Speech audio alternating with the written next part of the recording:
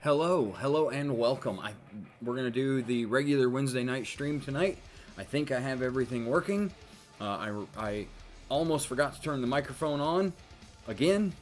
One of these days, I'm gonna learn to not do that. But not today.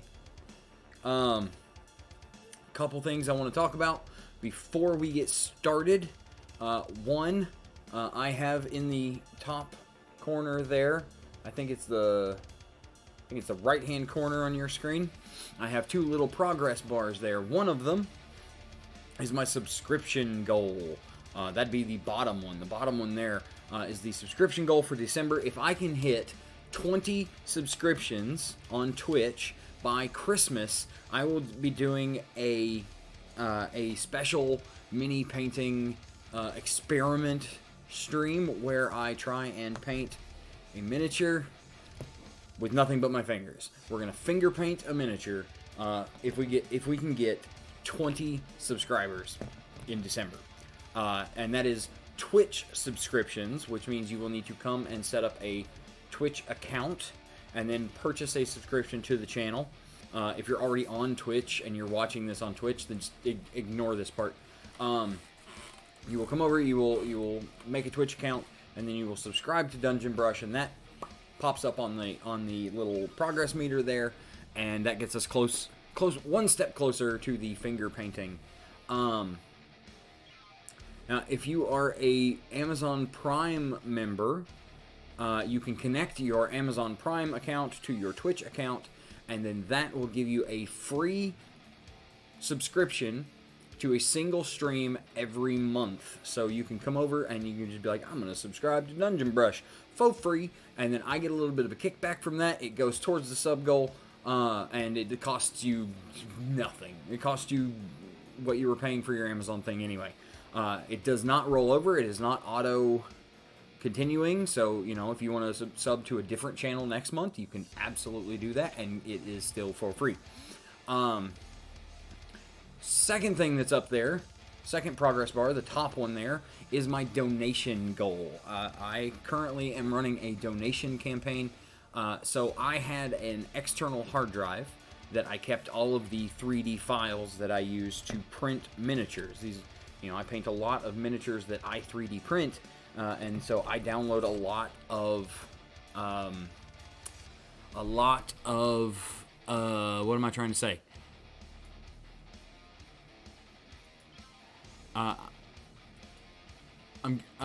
I'm getting very confused in words. Okay, I have that external hard drive. It got broken because I'm an idiot, and there was a spill that I didn't see, and by the time I caught what was going on, the hard drive had filled with liquid. Models? Modals? Minis. All the same thing, really. Anyway, the hard drive is fried, and so I lost all of the 3D models to my miniatures. That was a lot of money in miniatures. That's a lot of miniatures I no longer have access to because they were, Patreon exclusives, or they were, limited time only kind of deals. So the donation goal is to get me a little bit closer to being able to buy a new hard drive and then take the old hard drive to the repair place to have as much of the data as possible saved. It's going to run me about $100 to $120 to do both things. So if you feel like supporting the channel, man, pointing at things on my screen is tough. Feel free to go to the About page on Twitch and click Donate. And that will get us a little bit closer to getting my 3D printing back up and running. The final thing is my normal plea for support. Follow if you can. That means the world. That goes a long, long way. Just clicking follow. Follows are absolutely free, always and forever. If you really like what's going on, please subscribe. Thank you so much, Loser Sensei, for the sub. Means the world. Absolutely means the world.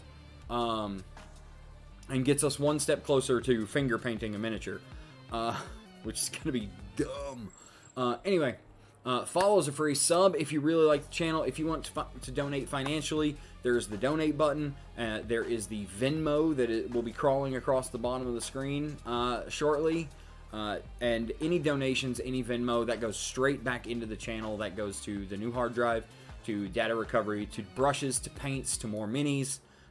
It's stuff for the channel. I'm not using that money to go buy cigarettes and food. I do that in other ways. And if you don't trust me with money, if you think I'm going to take that money and go buy cocaine and prostitutes, it's a valid worry. But you can also visit my Amazon wish list for all of the stuff that I use for the channel. It's got paints, it's got brushes, it's got supplies, it's got all the... You can kind of get an idea for all of the different stuff that I use on these minis by going to the Amazon wish list and, you know, buying me Christmas presents. That would be cool. Anyway, follow, subscribe, donate, tip, and Amazon. I think that's it. I think that's all I needed to talk about. Oh, and I am also I'm doing daytime streams now. We did our first daytime stream yesterday. Starting right now, I'm starting them about 1 o'clock, but that's because I'm predominantly lazy and like to move very slowly in the AM hours. But I think we're going to start them at noon. I'm probably going to do one tomorrow. Maybe I'll do one Friday. I don't know what that schedule is looking like yet. I'm still kind of feeling it out and, you know, putting it all together. So, tune in. Fun stuff. You get to watch me paint little tiny toys in my creepy, creepy basement. And speaking of little tiny toys, we have some little tiny toys that we need to get finished. I got quite a few here. This is not all of them. But these two mimics we started on the stream, I think, Saturday. And then I've got this guy's just sitting on my table. He's been sitting on my table for quite a while. This is the Red Dragon Hatchling from Reaper. That won't take anything to finish up. I have our Orc Barbarian here. I have our Demon Queen from Reaper.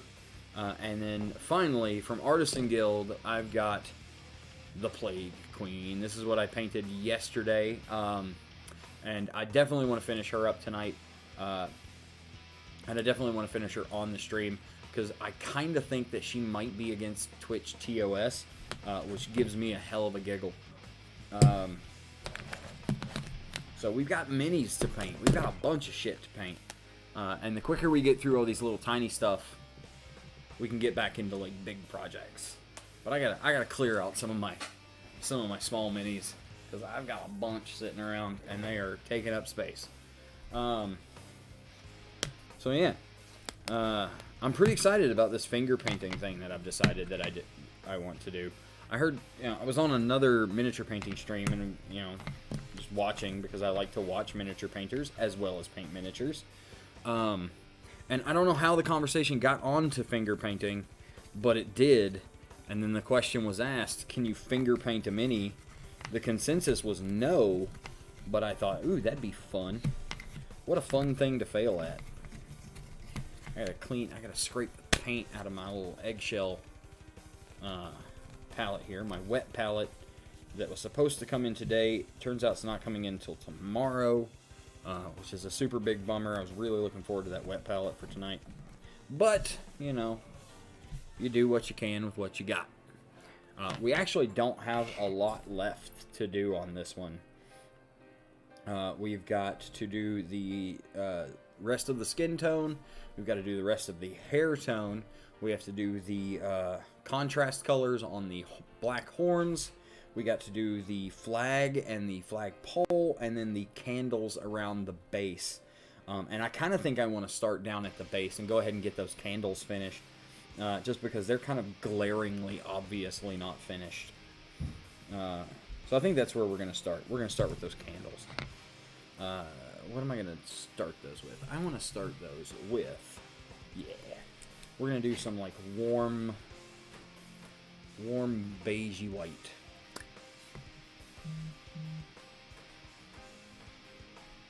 How are you doing tonight, Loser Sensei? You having a good night?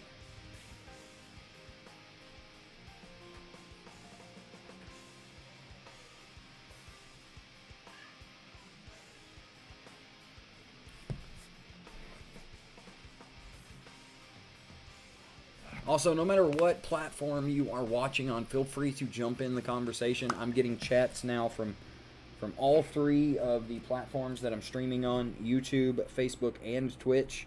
I cannot type in the chat on Facebook, so Facebook isn't going to see the chat room. But I am able to see your comments finally, so feel free to, hop on in that conversation. Join us.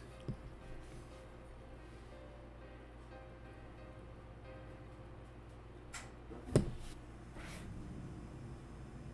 paint is pretty damn chunky. I'm trying to thin it down a little bit, and it is just chunky.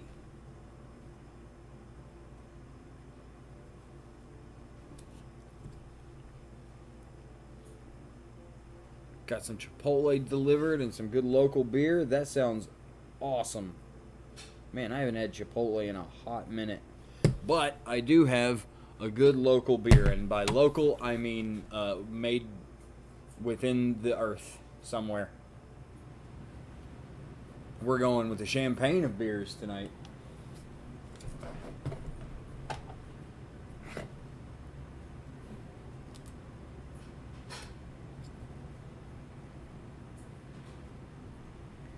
So we're going to do the flames on these wicks, and then we're going to do like a little bit of, we're going to play with some lighting.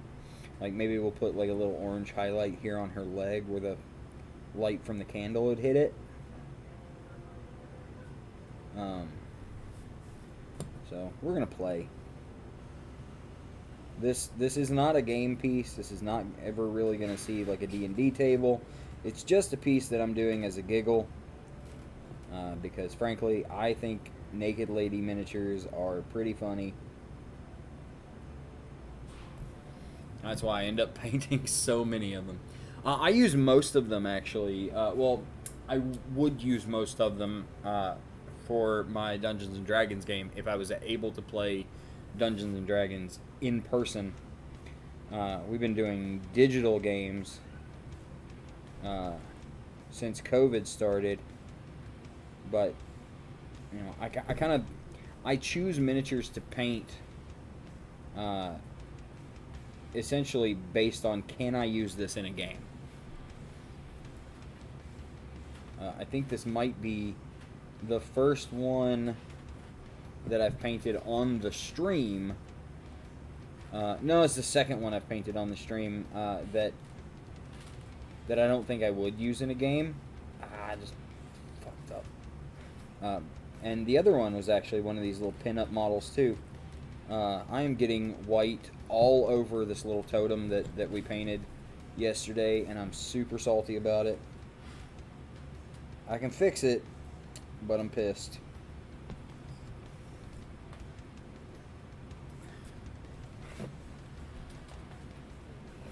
Yeah, this piece and the Dragon Lady with large anime boobs are not game pieces, and they're pretty much the only ones that I've done that are not game pieces.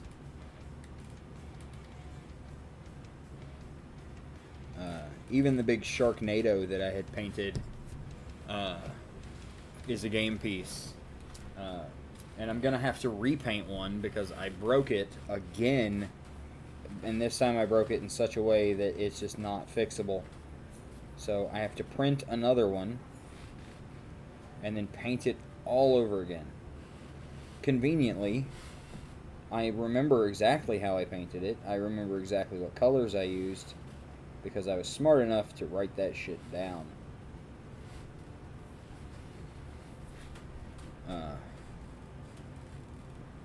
yeah, it's just going to be a pain in the butt because that's a big mini to repaint.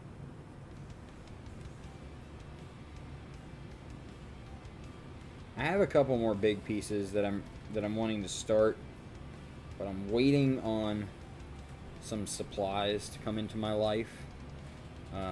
Like I have a big old dragon that I want to paint, but I'm waiting to get an airbrush to really start it, or even just like a rattle can of blue primer.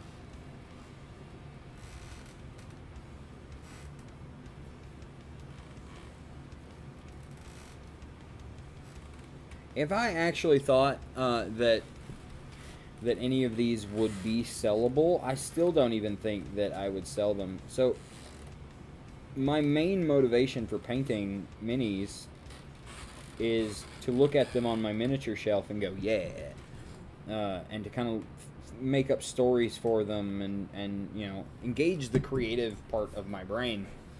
I have somewhere in the neighborhood of like 200 minis for the game Warhammer 40,000, and I haven't played in years.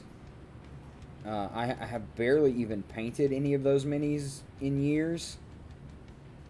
But every time I think about getting rid of them or selling them, I go through the box and I'm like, nah, I can't get rid of these. These are great. I can put them up on a shelf and look at them and go, yeah, that's my 40K army. I might do a piece for sale eventually, but it's not my driving motivation right now. I don't really want to monetize this hobby. I want to share it, and I would very much like the sharing of this hobby to be self-sustaining, in that the stream pays for itself. I think that would be great, but that, you know, the goal here is just to engage in my hobby. And it, you know, it makes me make time for my hobby.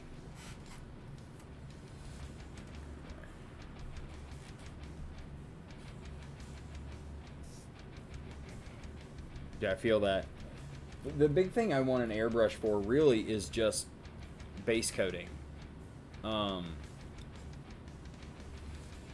Like, I want to be able to, like, prime miniatures indoors and more in a more controlled way than with just like a rattle can of primer, which is what I normally use. And, you know, I'm pretty good at it. I can get it done. But it's so easy to lose detail doing it that way.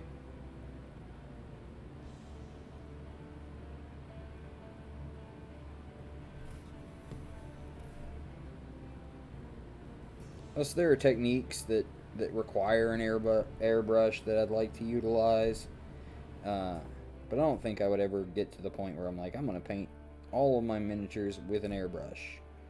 Because you can like, looking at an airbrush painted miniature and looking at a paintbrush painted miniature, you can tell the difference. Like, there is a visible difference, and to me, the paintbrush painted miniatures just look better. Maybe I'm being a hipster about it, but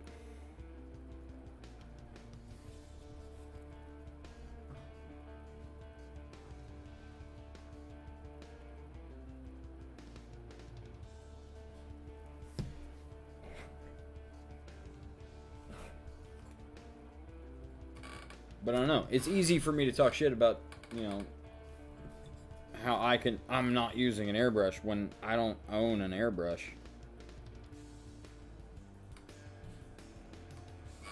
I did own an airbrush at one time. I have no fucking idea what happened to it.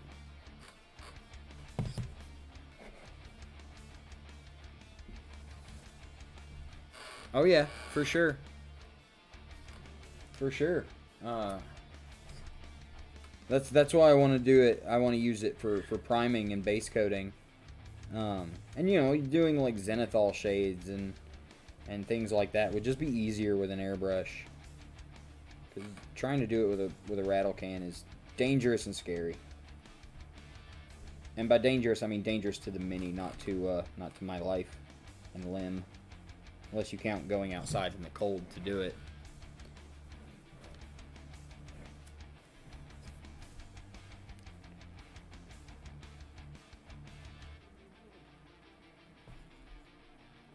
Alright, I'm going to get the rest of this candle painted, and then I'm going to go back and I'm going to fix the bits that I fucked up. Then we can do the flames, which will be super easy. Easy peasy mac and cheesy. It'd be even easier if I had a retardant medium but I don't. So I'll be using a medium thinner instead. And that should... That'll actually, that might be counterintuitive. I'll just use water.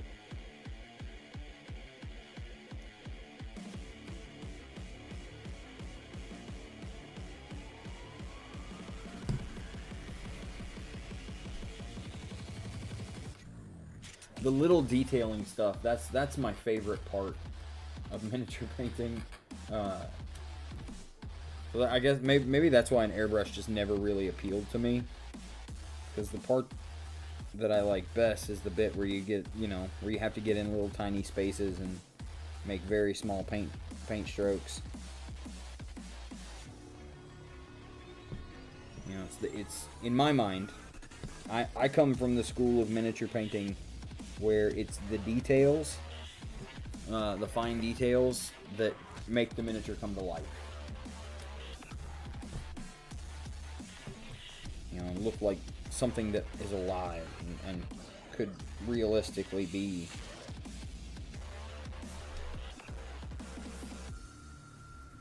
And that's probably good enough on that candle.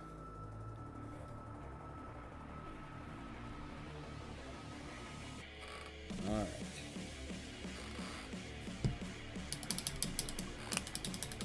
Now, let's fix all the garbage I just messed up on the totemy dude. That's black. I don't want black. I want... How do I lose this paint every time? Alright. Got some paint to clean up.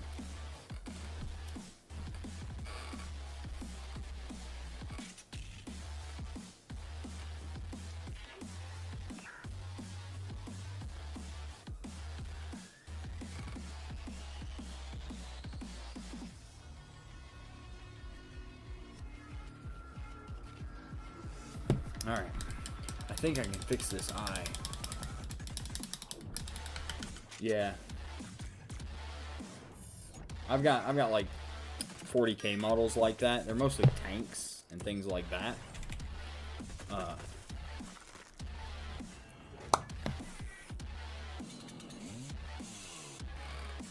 But even then, like doing like the little exhaust vents and the things like that, I really enjoy it.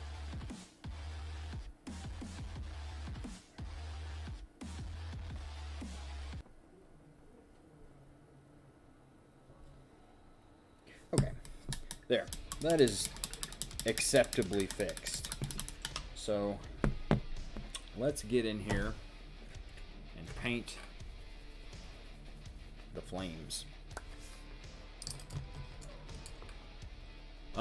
Do I have background music playing? Like, can you guys hear the background music? I can't listen to it. Like, if I put it live on, like, if I turn the speakers on my computer, then you'll get the music twice. You'll get my voice twice. And that'll be super annoying. So... I've got my speakers turned off, so I can't tell if our music's playing. Okay. I was having trouble with it yesterday. I'll give it a little bit of beef there. There we go.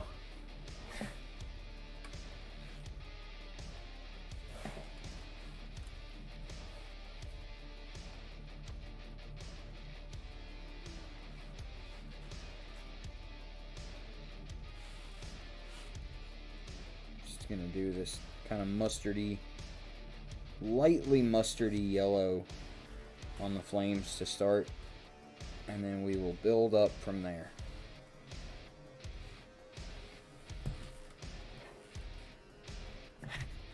Yeah, I can't hear it at all, so I have no idea what's going on at the best of times. This paint pot is almost dead. It is so close to dying. I just keep pushing it.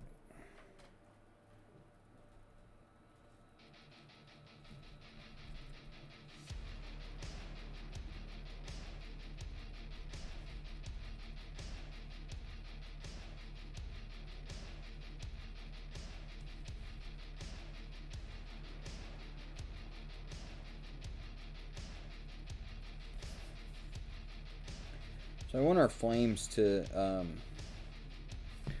kind of be dying. Oh, I gotta hydrate. We're hydrating. This counts, right? Ah, delicious.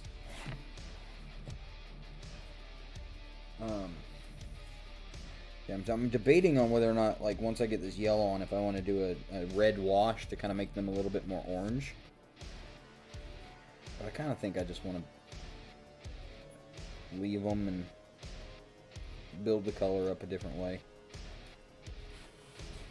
So many decisions in miniature painting.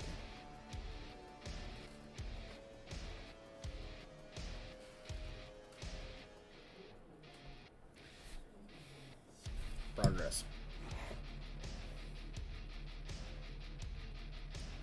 Gotta hydrate to dry hydrate. Jen, I'm sorry. I'm so sorry. Whatever I did to you that made you throw that at me.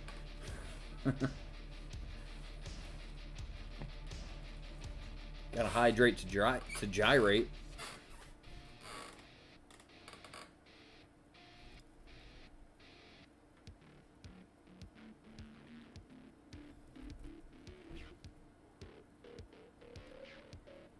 That little flame there.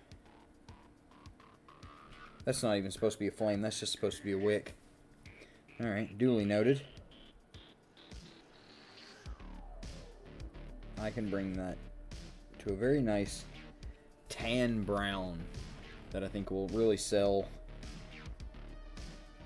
that it's a wick. Because if I just do it black, it's a bit small to add any texture and depth. I just don't think it would play on a micro scale like this. Because even if, like, that's the thing to consider with painting miniatures is, like, sometimes shit just doesn't work on this scale. The eye doesn't want to pick things up, so you have to force them a little bit.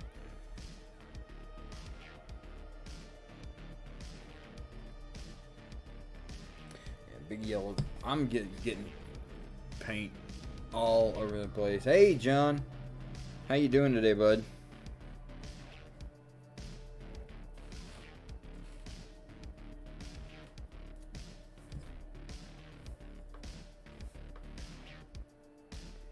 There's another wick that's out. We give a story. Sometimes they do. Some companies do put a story with these. Like I think it's this. I think it's Artisan Guild. I think it's this company that does that. They actually have a game. Like a game setting that they make their models exist in. But they do it in such a way that they can be easily transferred over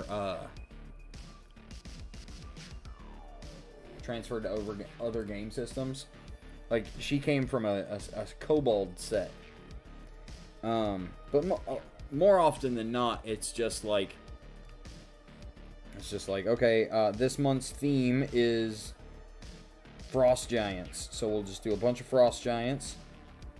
And what goes well with Frost Giants? Okay, Yetis and Goliaths.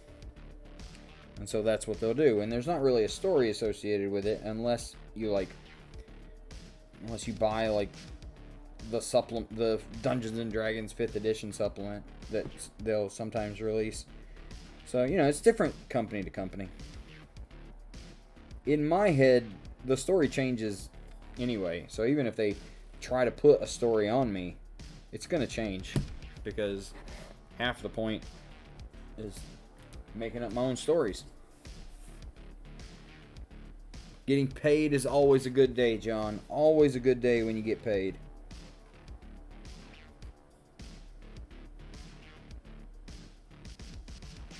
And I've got some suggestions on what you could do with that paycheck. Like, donate it to my cause to get my hard drive replaced and get all my 3D prints back.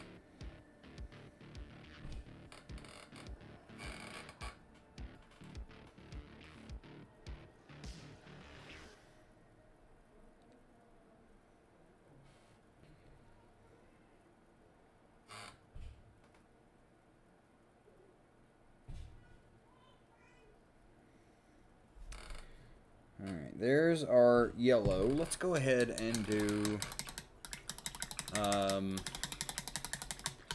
let's do a nice brown to these wicks. And then I'll do like a little black there on the very tip to show that they've been burnt.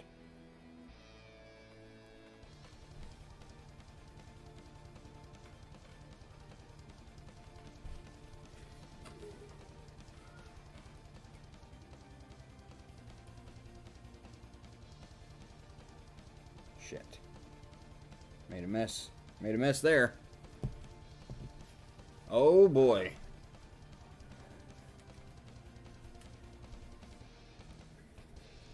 What are we going to be printing this time?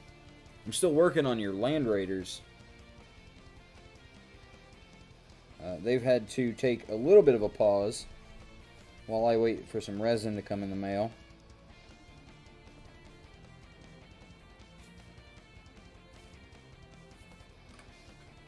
Let's fix my mess up there, and then we can get on with our flamey bits.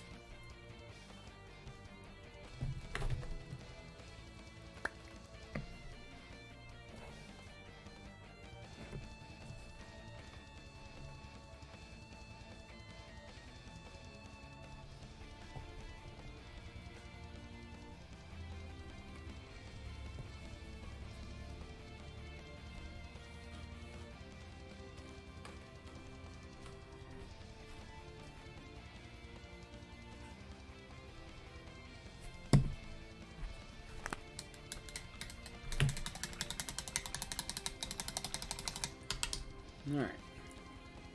Orange. Orange. What orange do I want to use?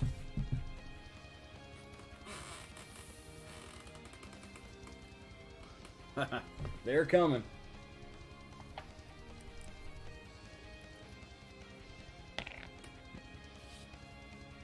Your dreads and your head. They're coming. For those of you confused by this conversation, John Battlebrush down there is my buddy, and he pays me to put my 3D printer to use to fuel his gaming habit, which I am happy to do so.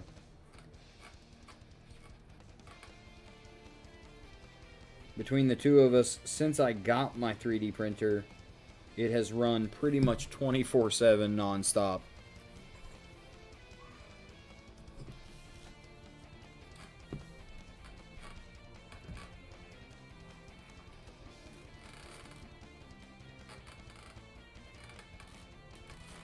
It's one of the girls' birthdays today, so I can hear her getting very excited upstairs.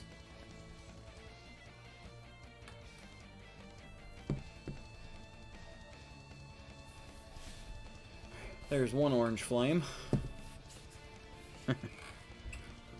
Dealer, enabler, conspirator.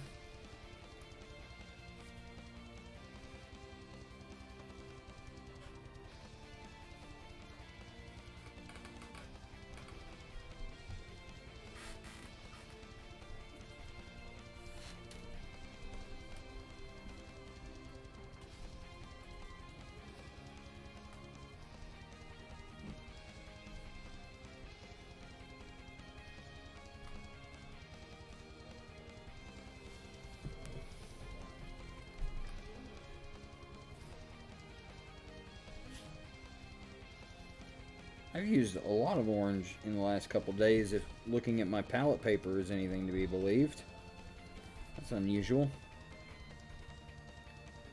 It's not really a color I lean on a lot.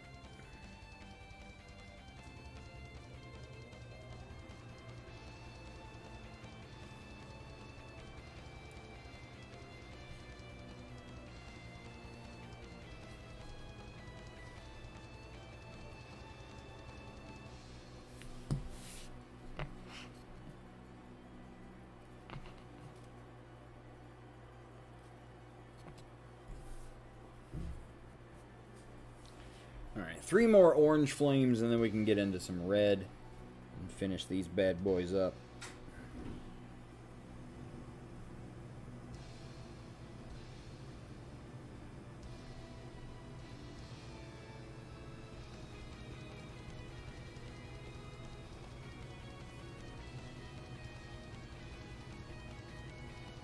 I know why I used that orange. I did a rust monster the other day, and I couldn't decide how I wanted to color him, so I ended up doing a couple different things, and most of them were orange because rust monster.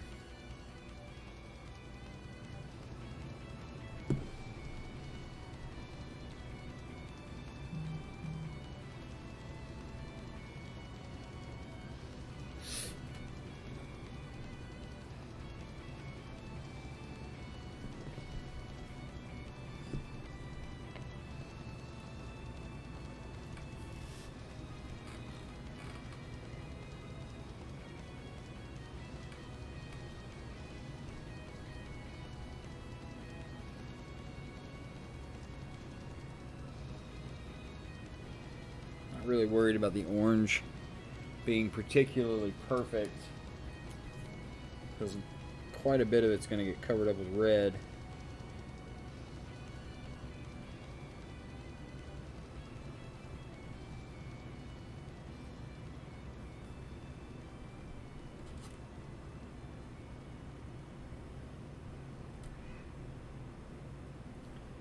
I don't want these to be particularly bright, vibrant flames. I'd rather them be much more subdued.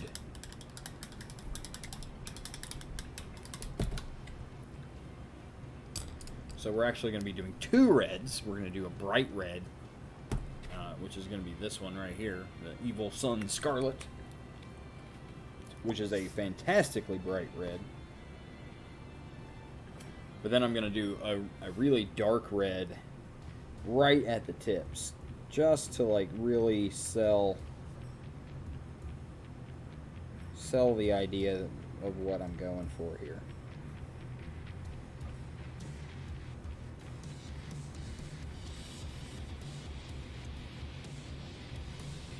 Yeah, that looks good. I'm pretty happy with that.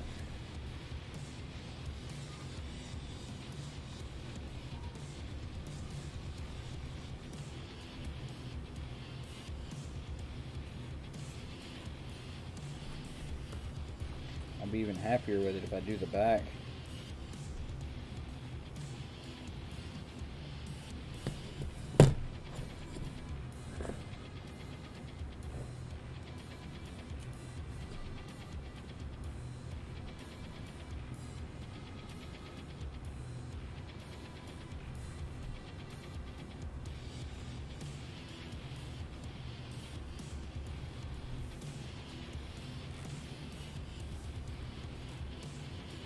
Starting to be able to see what I'm going for here.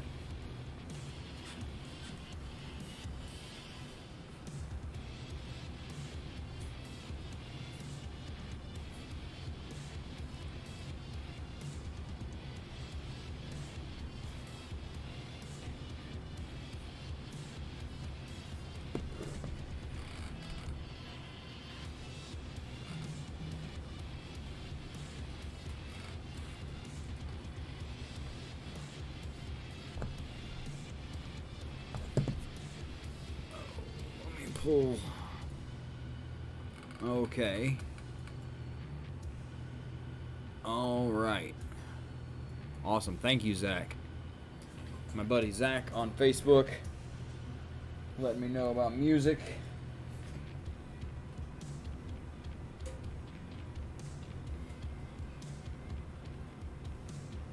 I was almost nervous to put the music on the stream tonight, considering how bad Twitch is getting in with the DCMA right now. Like, streamers with like millions of followers are getting banned over music strikes, and some of it is even in-game music. Like, my whole playlist is royalty free. Still makes me nervous. All right, now let's go with a nice dark red right at the tips, and I will call these little flamey boys done.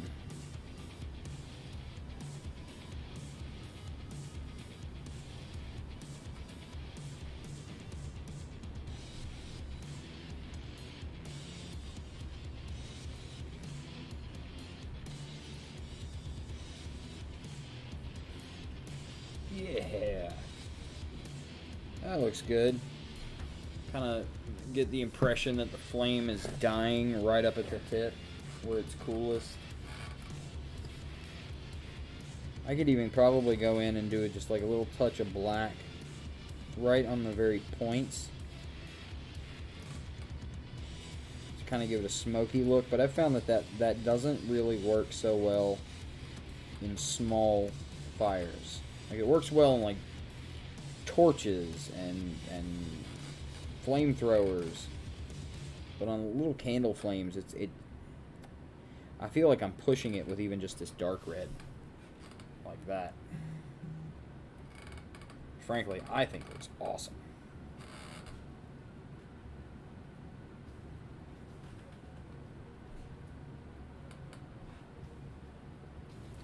Yeah. All right. There's our flames. Now what we're going to do is we're going to take this white contrast paint and hit the candles, like the bodies of the candles. This is actually like a weird, like super light blue contrast paint, but it gives white like good depth and shadow. And then I'll just do a little touch up on the outsides, on the highlights.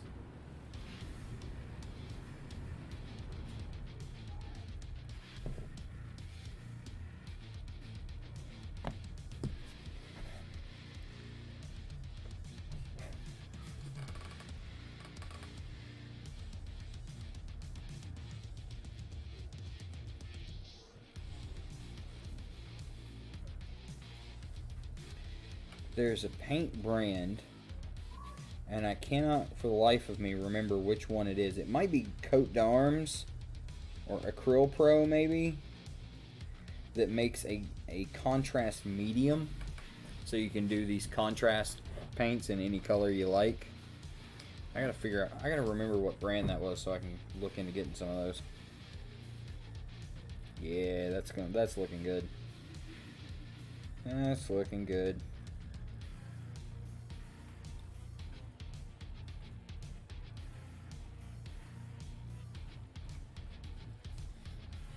I think I want to do a little beige highlight on those wicks because they kind of just disappear.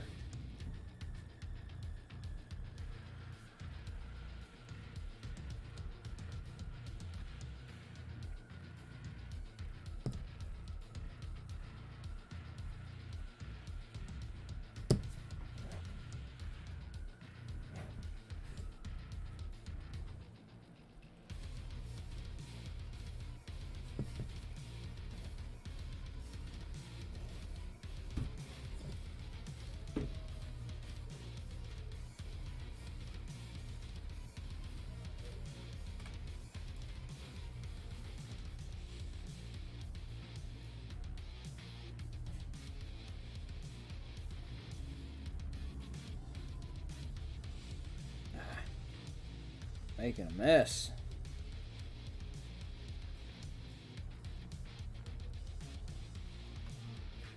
Alright, there we go. Contrasts.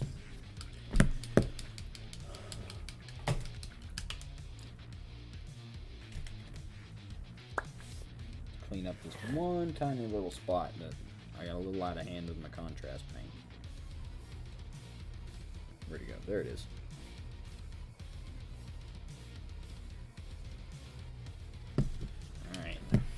Quick little cleanup of the unlit wicks.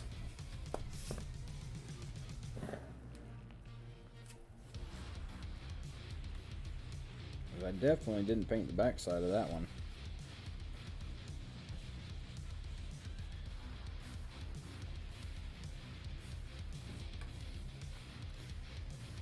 or that one.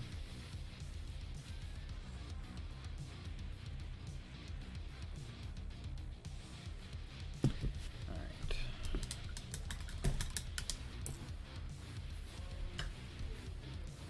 We're going to do a tan and just do the tiniest, itsy bitsiest line highlight straight up that wick.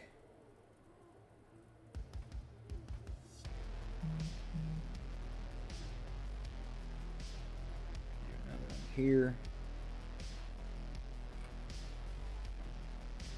One more right there. Lovely. Alright, our candles are done, which means our base is done. Yeah. Alright, what next? Next, I'll work on that hair. She's not meant to be a blonde. She's meant to be a redhead.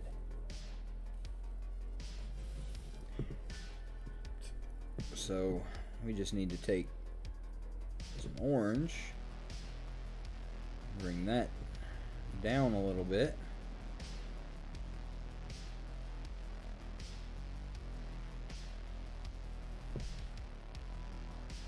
This is a very thin orange.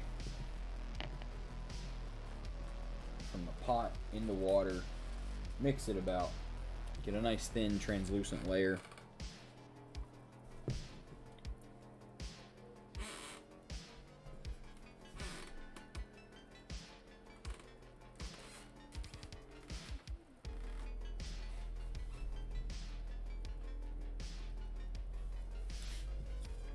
That already looks better.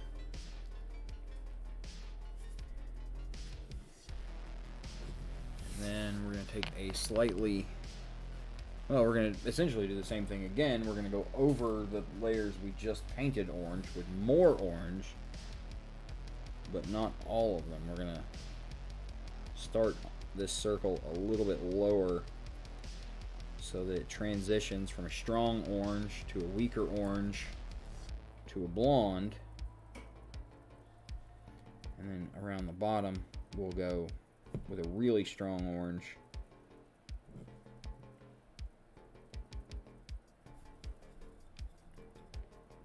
And then I'm going to touch the blonde up on top just to level it out a bit. All right. Let's see how this orange stacks up.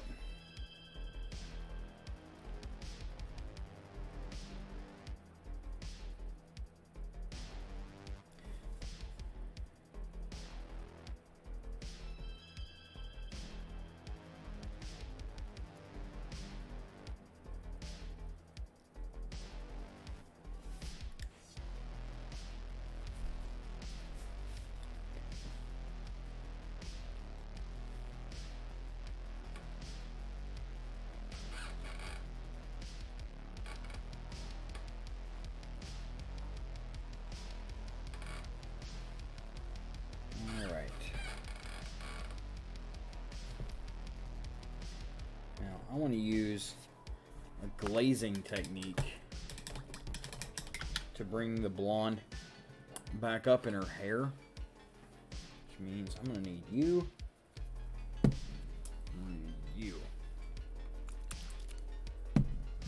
So I'm using a lot of Army Painter paints these days, and I really like them, but you have got to shake the ever-loving dog shit out of them.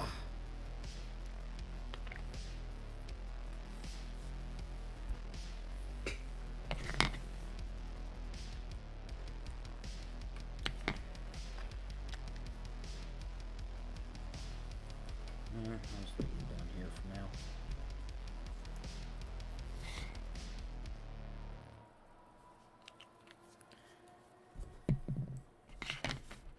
This is the bit that would be so much easier with a wet palette. It's getting these paints, these glazes mixed up and keeping them wet rather than them drying out.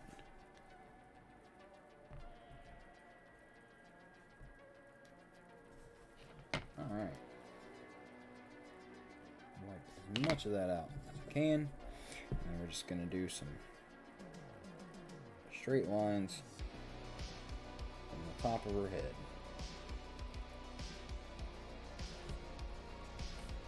Just to give her some roots.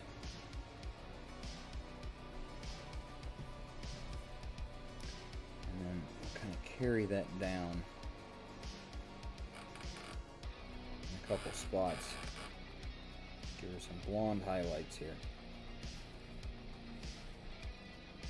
It may look a little rough right now, but we're gonna do a wash over all this, a red wash, just to really tone it back down.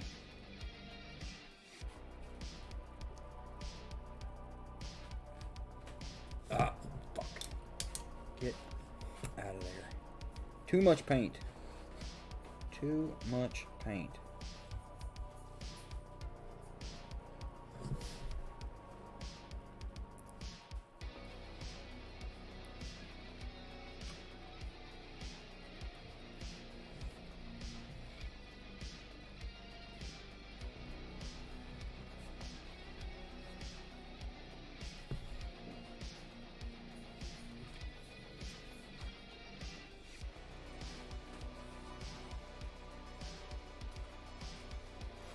And it looks a little brighter right now than it will in a second, just because this glazing kind of dries. It dries darker than it paints on.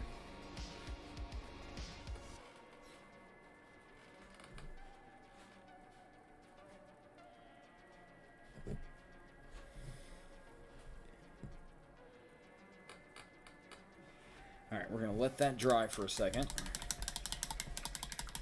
And then I'm going to hit it all with a red wash. Okay,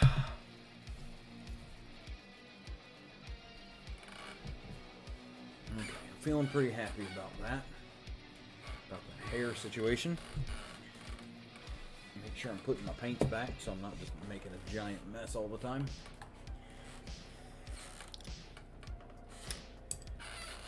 Should dry pretty quick, which means we need to start thinking about flesh tone. Now, she's pretty pale, or she's pretty tan right now, and I want to bring her back up to a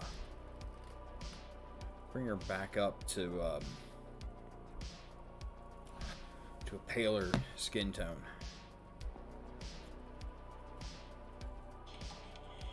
Uh-oh. Nope. Should dry pretty quick. Negative Ghost Rider. Alright. Clicking things I shouldn't be clicking. Yeah. Alright, let's find us a line to start with. Right here. It's kind of rib line. I want to go real light, real faint.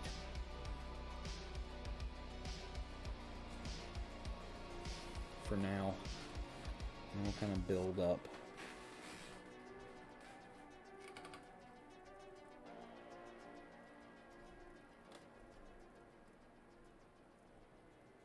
I essentially just want that darker tone, darker tan tone in the cracks and crevices.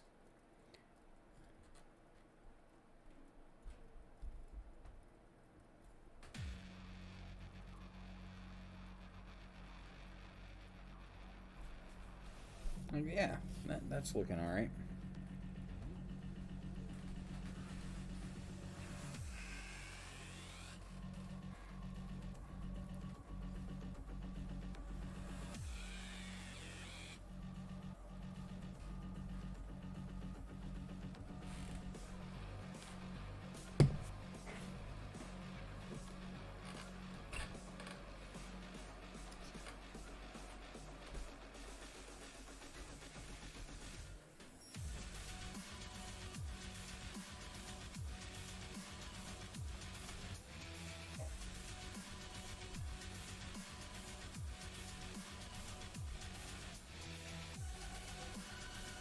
What I'm probably going to end up doing is doing quite a bit of this secondary skin tone, then washing it again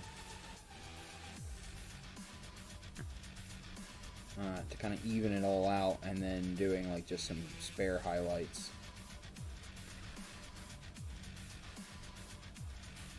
I still want to put this on pretty gentle, just so I don't mess up what I'm working on.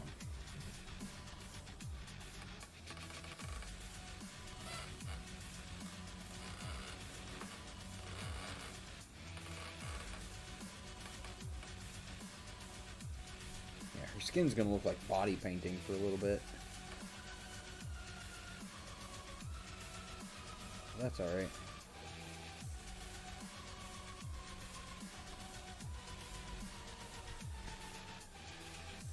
It'll straighten out as we go.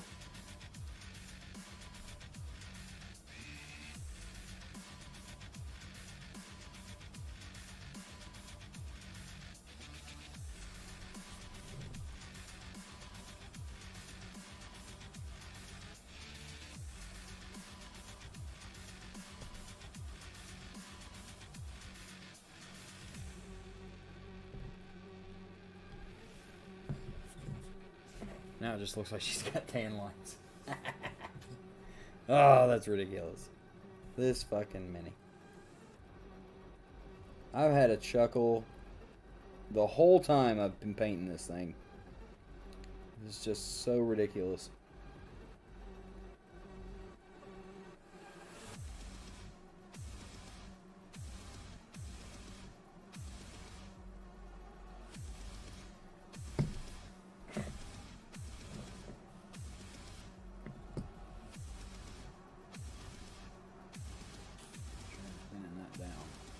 A bit. So I really want this skin tone to roll on smooth. I'm willing to sacrifice opacity for smoothness right now.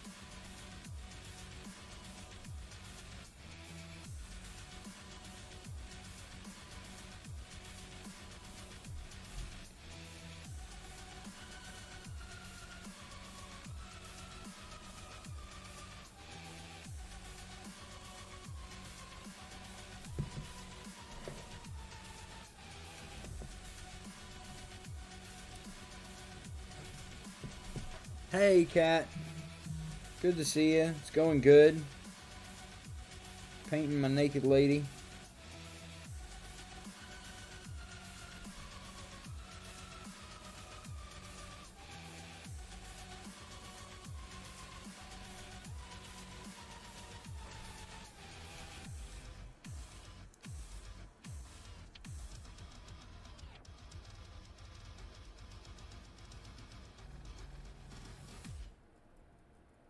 Trying to give her a little bit more realistic skin tone. Give it some nice dark shadow. It looks a little like body painting at the moment, but that'll change once I put the wash and second layer of highlights on.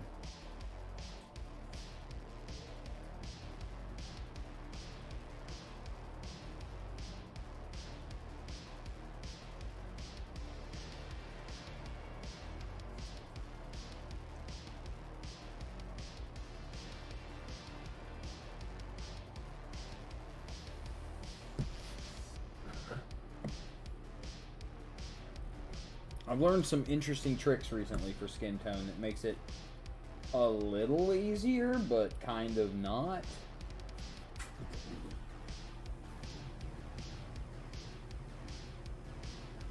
Well, I think it's easier now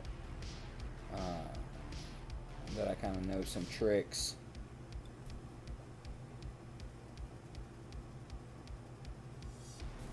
I learned a lot of tricks painting the Frost Giant that I did for the first mini on the channel. And then more when I did the giant boobed dragon lady. Let's get us a big old honking chunk of paint here, so I can just thin down all of it.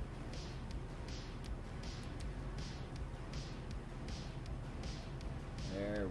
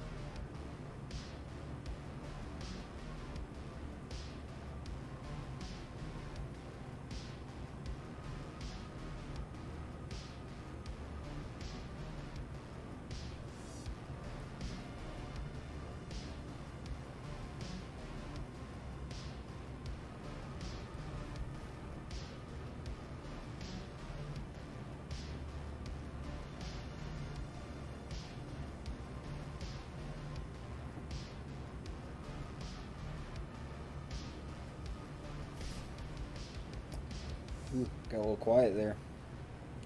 I was focusing. I might have thinned this paint down just a bit far. That's okay. Better too far than not far enough. I don't really have a lot of opacity, which is fine because I can always go in and add a second layer.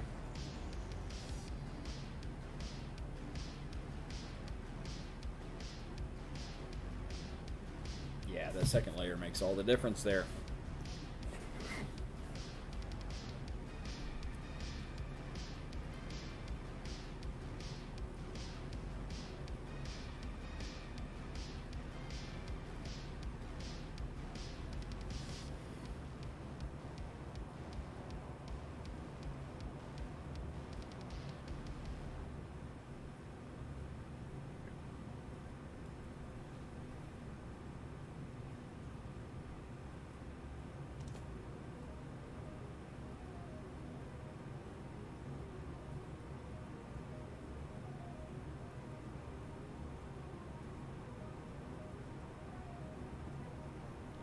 Trying to be extra special careful around the base, because we put a lot of work into that base and I don't want to fuck it up too bad.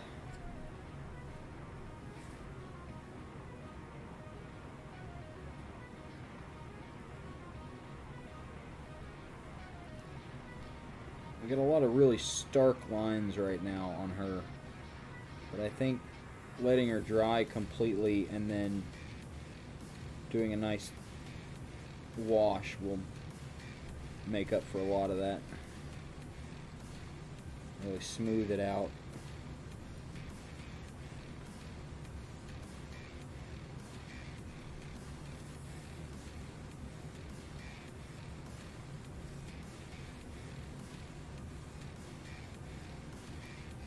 And then we'll go in with once we've washed it, we'll go in with this same skin tone and do a secondary highlight, a second degree highlight, and that should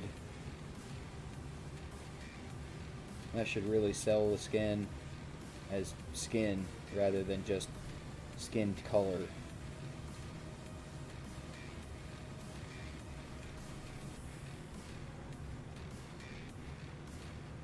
Gotta make sure I pay special attention to painting the butt, because it is a naked mini and the butt is the center of attention. People are going to look at the butt. I have a really tricky highlight that I can do to a butt that really sells it. Really brings the butt to life, as we would say in the mini painting world.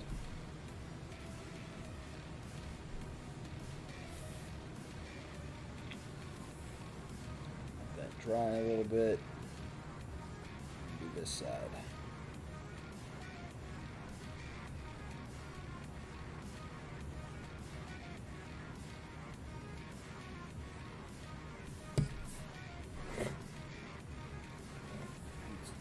A little thin. A little too thin.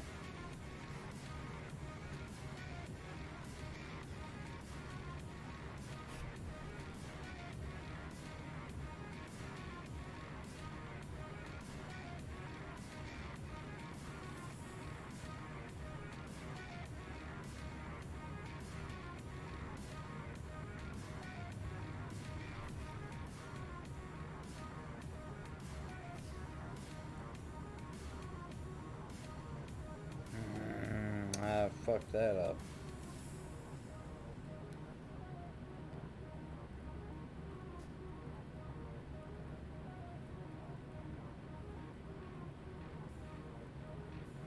I missed a whole big section of shadow. Just painted right over it.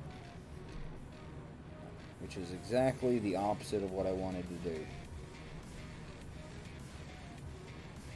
Trying to leave the shadow portions unpainted by this secondary skin color, so that when I wash and it smooths from the outer skin tone to the inner skin tone, it blends them together somewhat.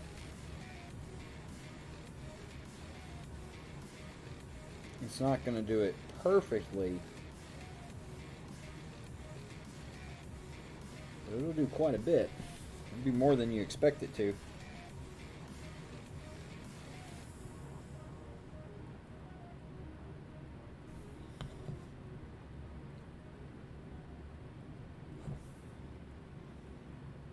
But you can already see, like, just with that blocky base tone, skin tone, like bringing that up from that dark tan has really made a difference.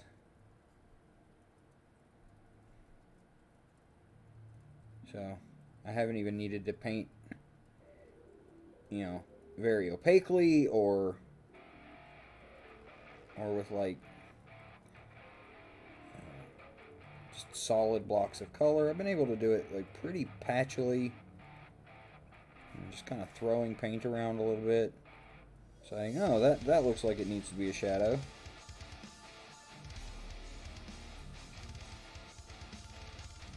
And somehow I've still ended up with a pretty solid looking skin.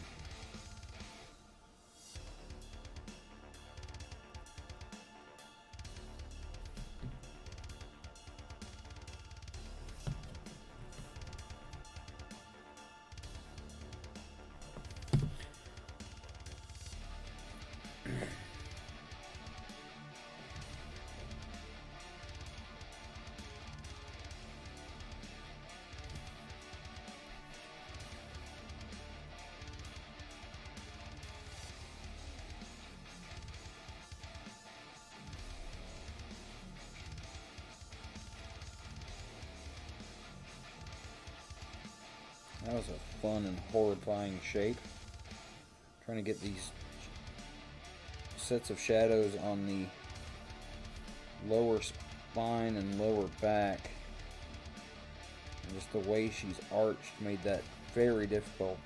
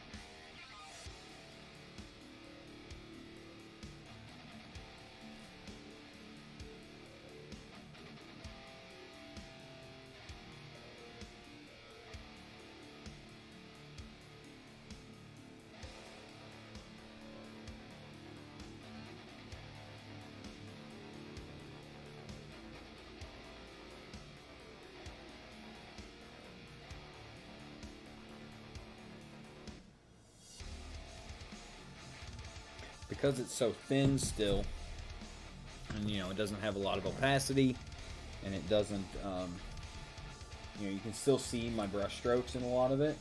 It really does look like she's wearing war paint, which is pretty dope. I'm not gonna lie. It gives me ideas for future paint jobs. I gotta say, in my mini painting career, I've painted very little, like, war paint.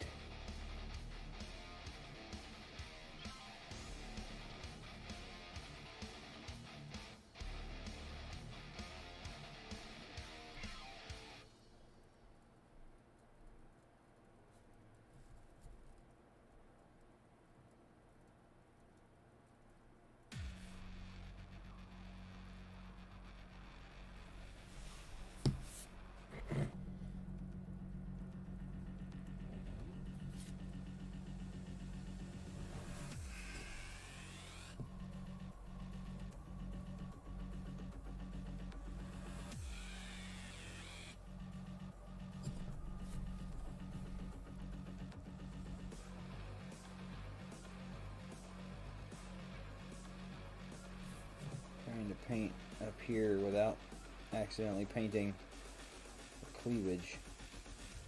That's interesting. It's an interesting, tricky spot. Get in here and do what little of her face you can see. kind of want to leave her lips.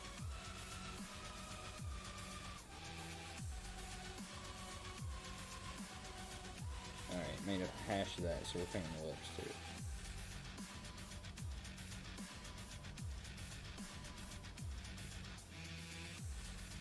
Maybe I'll go in and hit her lips with like a pink, just to differentiate them a little bit.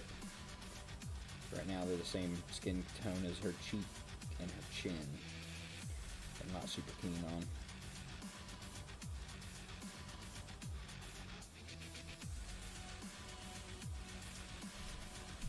Stay in camera, Zach. That's starting to look like something.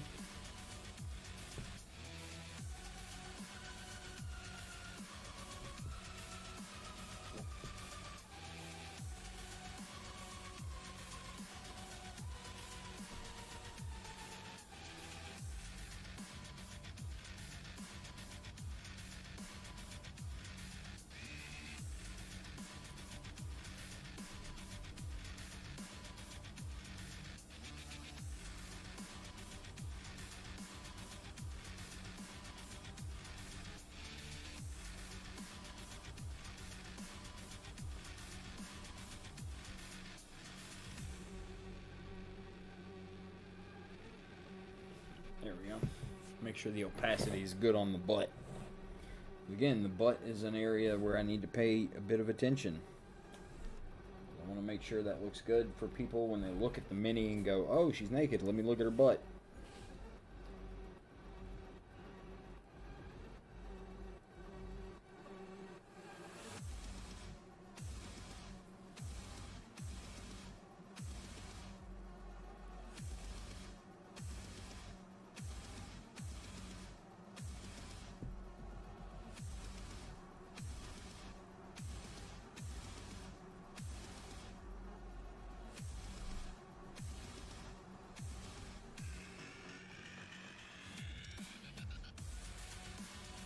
There. That should be the whole base coat of the skin tone. And I think it worked out pretty well, even though it's pretty choppy right now, and I'm going to need to go in and hit a couple places like this, just to make sure that the opacity is complete.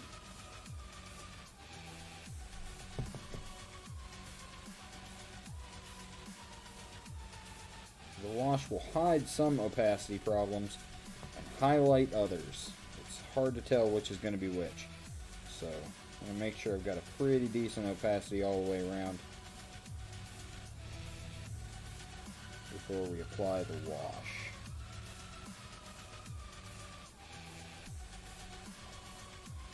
And it also is nice to like go through and find all the places I missed.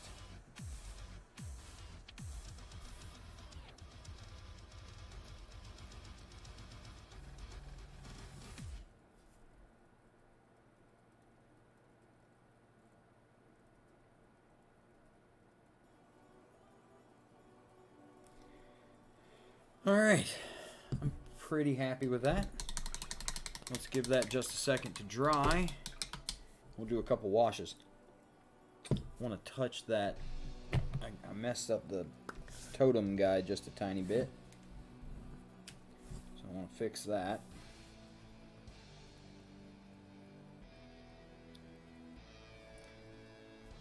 Good enough. Alright. So we're going to do... What are we going to do? We're going to do a red wash on her hair, and we're going to do a flesh tone on her flesh. So, you know, we're working at it. Come on, phone, do what I want you to do. That's what I wanted you to do. There we go. Okay, great. Easier for me to see the Facebook goings on now. Let's go ahead and do her hair. There's a very specific way I want to paint this onto her. I want to start at the bottom of her hair and kind of feather it up. So I want her hair to be darkest on the bottom.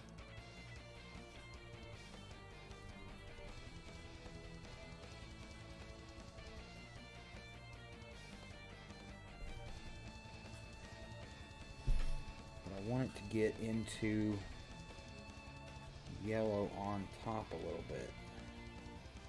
Now I'm having to make some decisions. Alright, change of plans. Just gonna lay that wash in there. Hope for the best.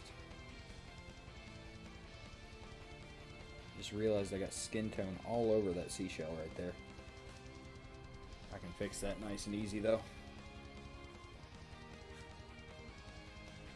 There we go. Okay, now she's looking like a proper redhead.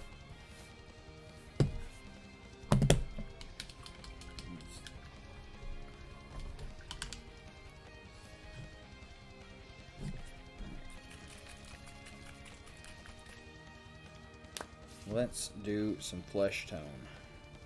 And I want to be very kind of gentle with laying this in, because I definitely don't want any streaks or tide marks or brush strokes visible. Just want to give her skin a little bit of depth.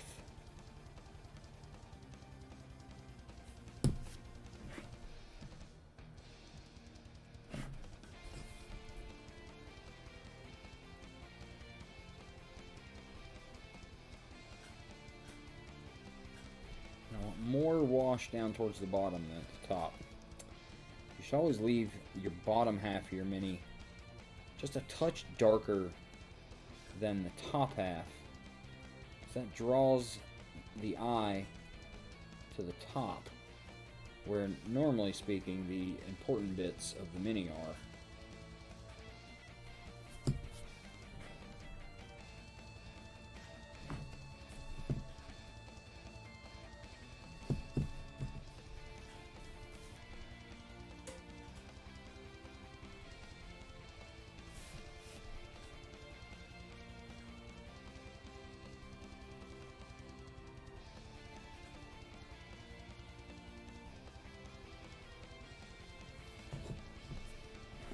This is also bringing the top skin tone closer in tone to the shadow, which blends the shadows in a little bit better.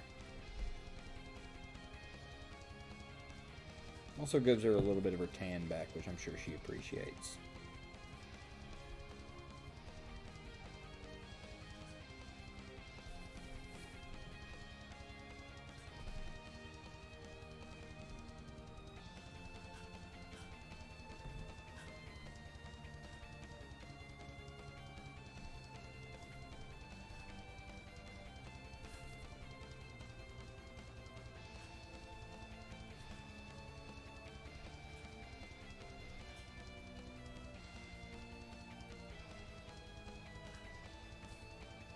Alright, we'll let that dry.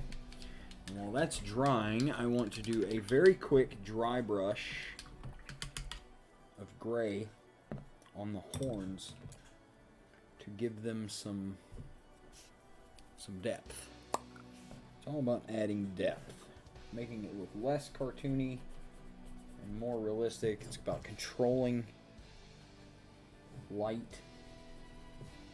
controlling how the eye views the light on the mini.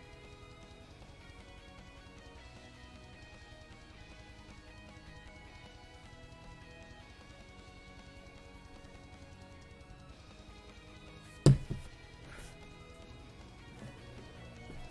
means artificially creating shadows and highlights.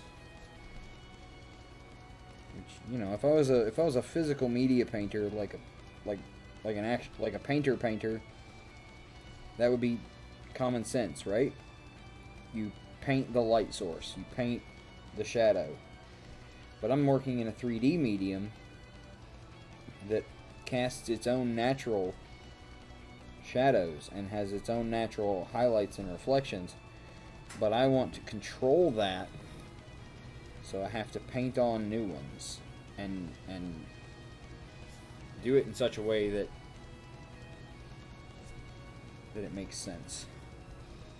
Alright, there is some gray for our horns, just to make them a little bit more interesting looking. And I'm going to wash those black.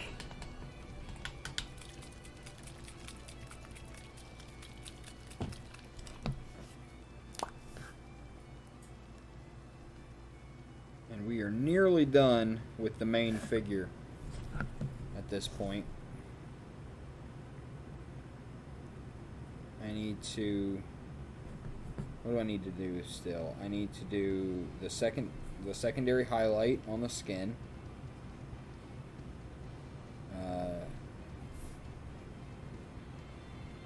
We're gonna add some some like body features. I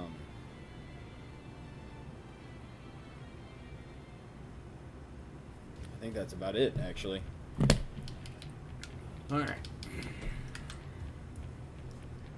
Let's think about our flagpole here. It looks like just a regular old stick with a wrap. And then I think I want to do this point up here stone, or at least like a sort of stone color work. And then I think I've got some ideas here for the flag as well. And we got some like skulls hanging here. We got what looks to be a rib cage. So we got some bone to paint. All right, let's start with that stick. And I don't want to really do it a wooden stick. I do wooden sticks all the time. So we're going to do it gray. We're just going to go in and do, messy, sloppy gray.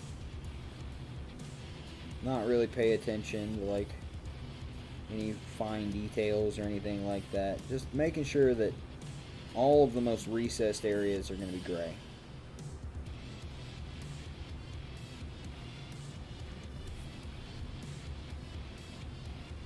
Essentially means paint the whole thing gray. And then we'll come back in and we'll do the wrapping a different color. Probably do the same wrapping that we did on the knife just to make it match.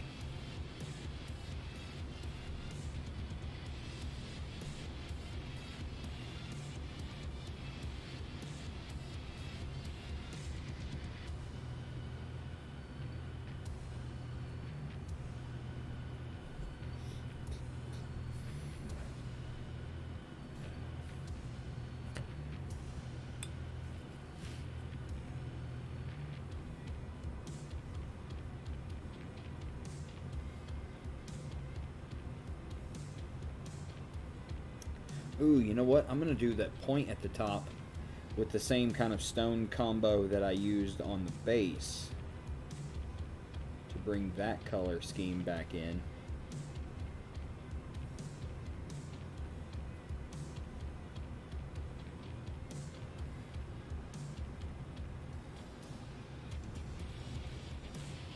Or, I don't know. I don't know what I'm going to do there. I have to think about it. I've got several options. I gotta figure out what's gonna look best. I might go back to my original idea of just my classic 4 gray stone look, because I want to do the flag green and I want to do it a dark green. So if I do the flag dark green and then do a dark green point on the end, I think I just don't think that's gonna look right. Needs more contrast. To quote literally every miniature painting forum ever, needs more contrast.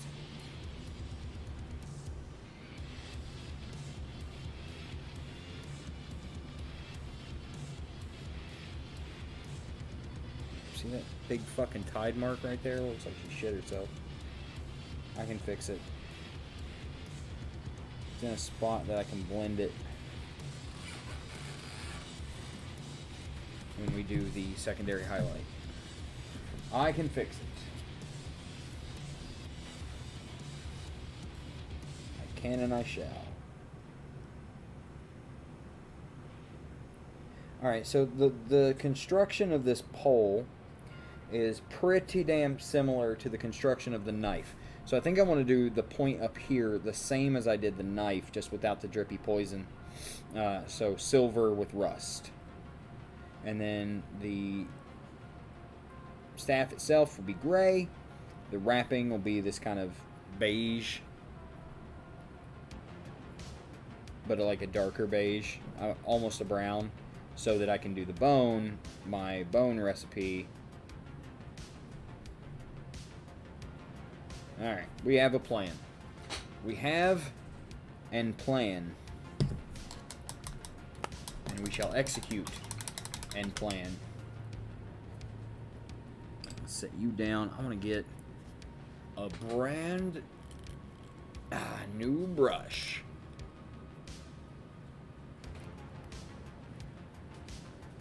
Ooh, them is some firm tips. I like it. I like it.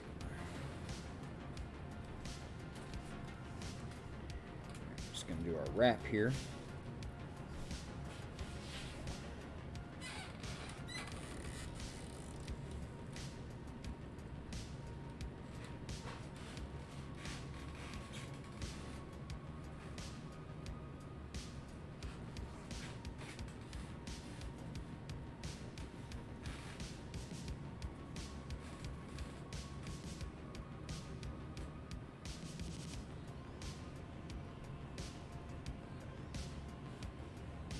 With this wrapping, I'm being more careful than I should, because a lot of the smaller recesses are going to get filled up with wash when I do the wash on it, but I want to make sure that I've got plenty of the gray sticking out from underneath the wrapping.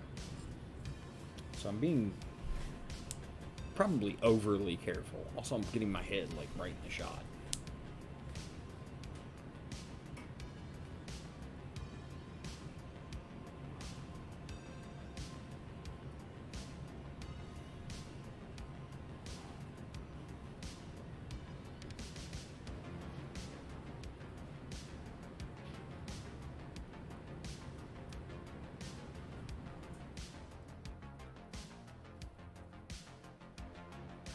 Start to lose a little detail up here. I might have painted it on a little too thick, or it might have been a printer problem,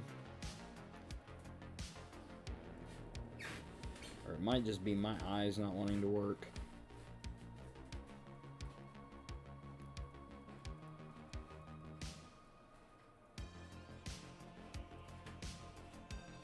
Again, it's okay if it gets a little sloppy, because so many of these little cracks and crevices are going to get filled in by wash. Oh, did you see that? A huge glob I just put right on her fucking arm. We got to fix that like now.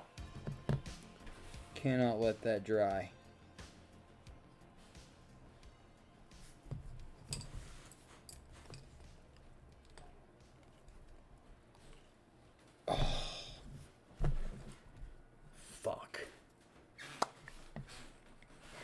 That just did not go anything like I wanted it to.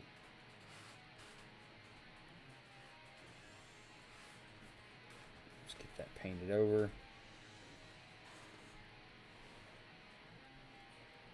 I have a weird patch on the back of her arm for a minute.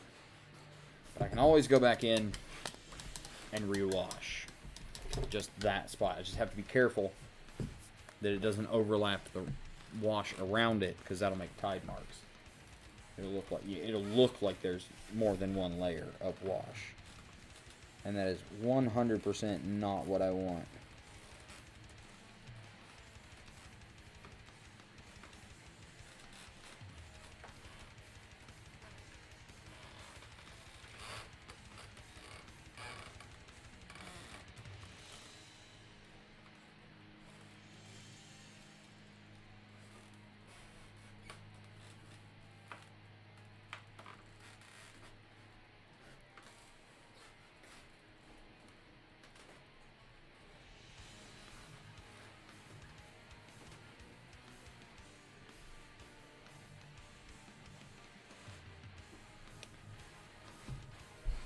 Alright, making progress.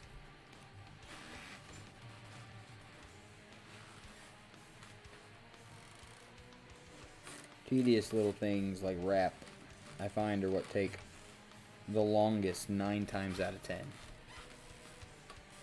Like, it's not the super fine detail work, it's not the skin, it's these little tedious, like, oh, let's just wrap this pole in 1,000 layers of whatever.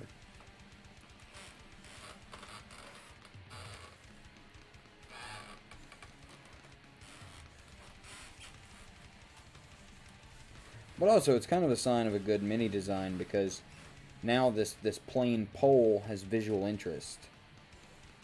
It's not just a boring pole. And doing a wraparound is a good way to do that. Wood grain is another. See lots of that. But I don't think wood grain would have fit with this theme.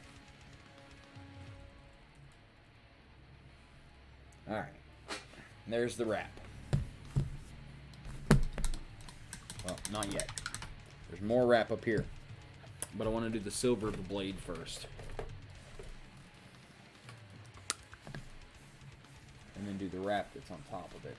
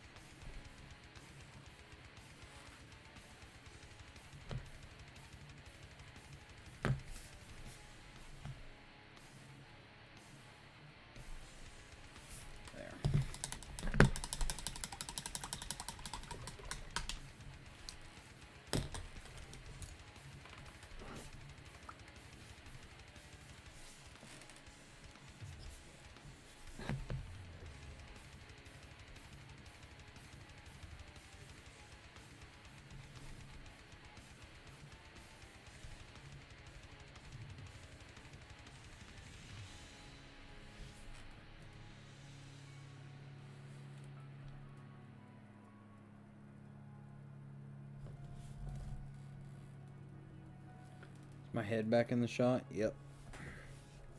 Cool. Sometimes it can't be helped. I've got a big head. Yeah, let's just get some paint on the flag. We're gonna paint that here in just a second anyway.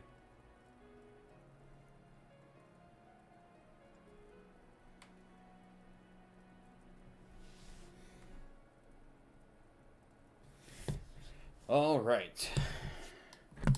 There's that.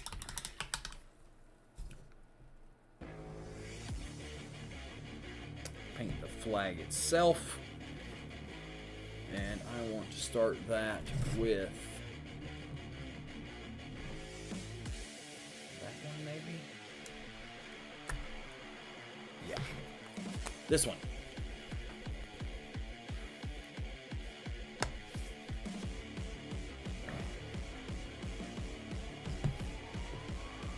Whole flag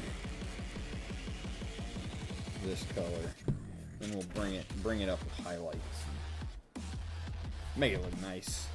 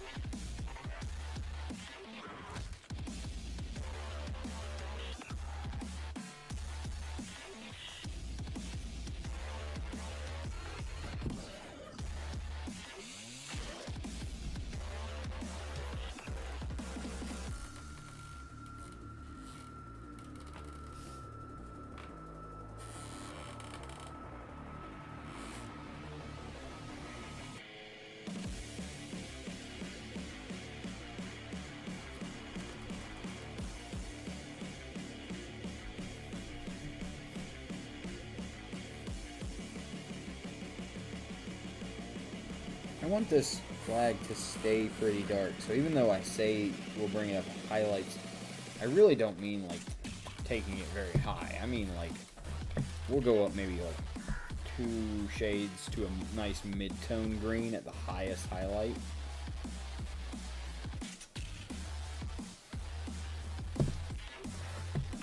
And then I gotta find a symbol to paint on.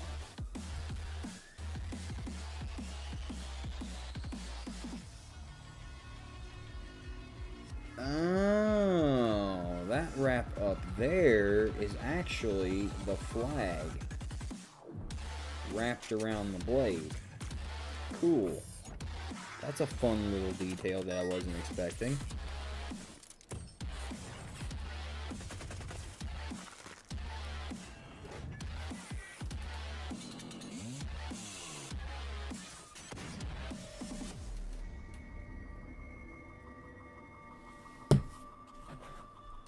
Hey, Pius, how's it going?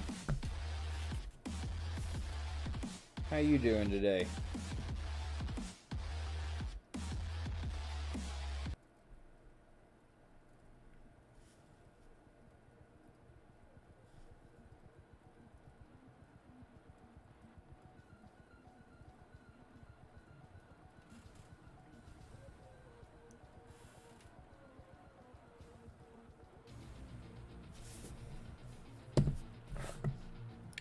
I think that's about the base layer for the green.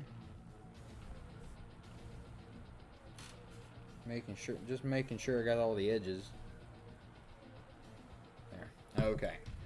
We'll let that dry. And while that's drying, we will do the bone and the rope.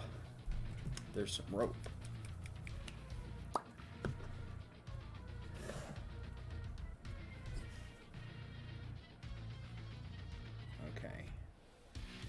We're going to do this rope, and then we're going to leave the paint out because the skulls also have like rope wrapped around them.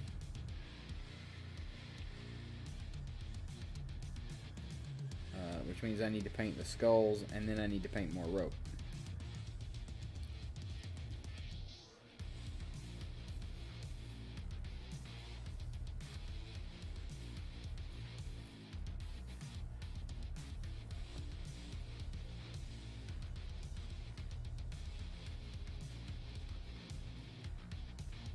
Gonna color block all this out, and then we'll go back. We'll finish up the skin, and then all this little piddly stuff on the flagpole will be our finishing touches. All right, let's do this bone.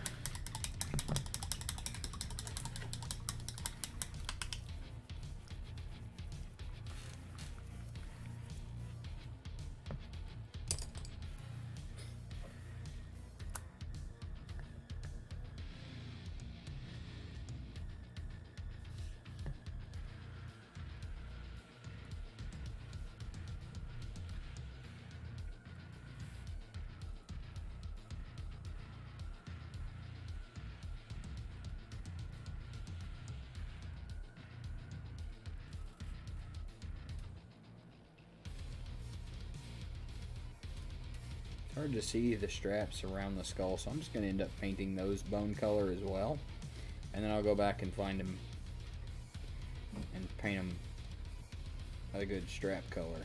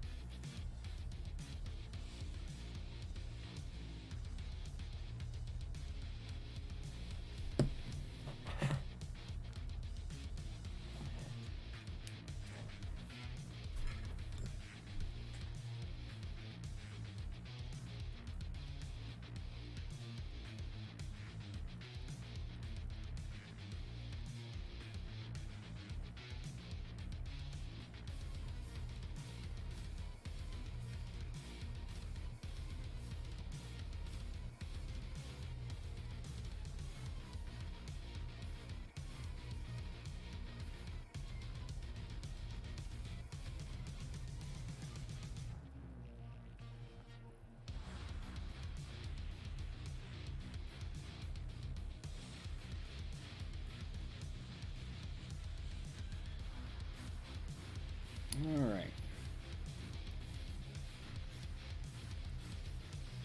There's our skull's base colored. Do this little rib cage up here. And then that's all the color blocking for the...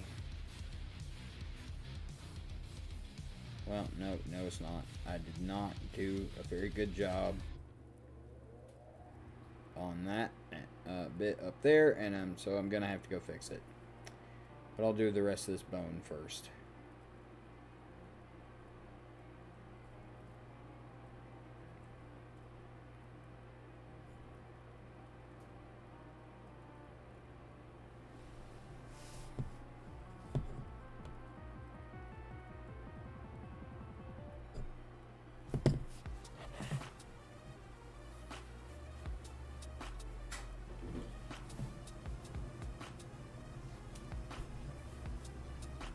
This has been a great little project. I've really enjoyed this model a lot.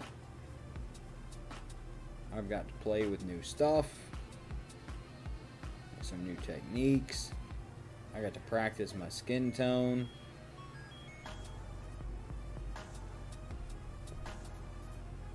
Which I'm still not quite done with, but you know, will be shortly.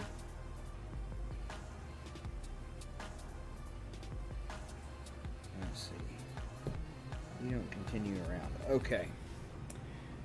Alright, there's the rib cage. Now, let's go fix all the shit that I missed.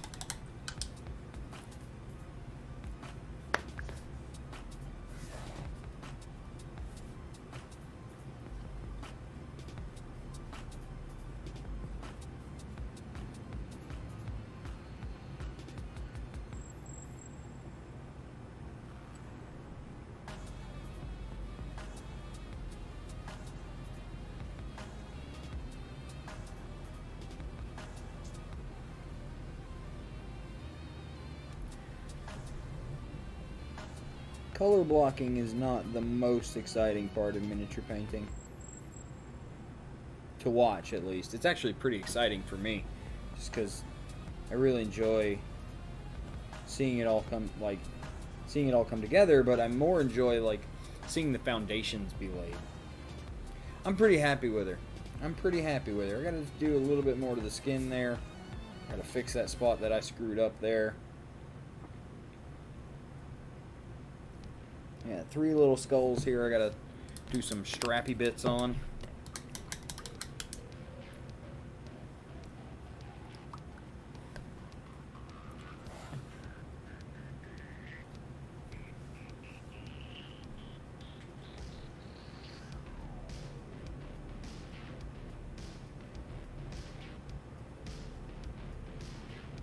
Yeah, these straps are like crazy tiny. That is some hold your breath detail right there. There you go.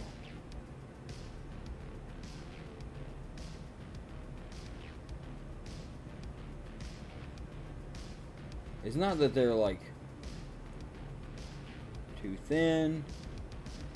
It's more that they're too low. They're like the height difference between the strap and the skull is so small. Makes me very nervous.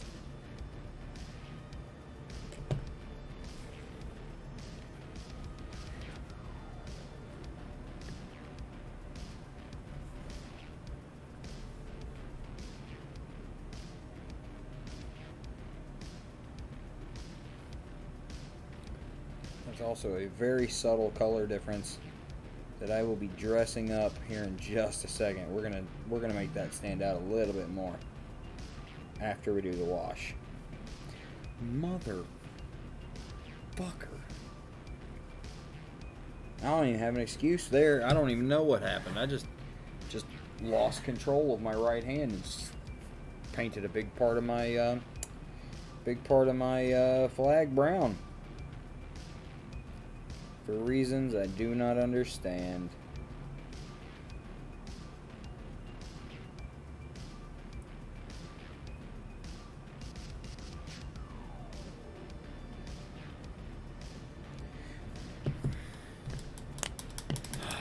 Y'all.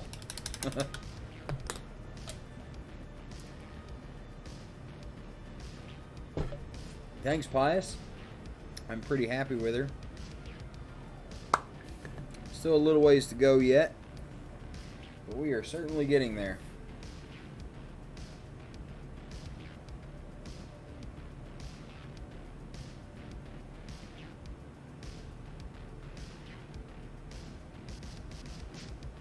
Progress is certainly being made.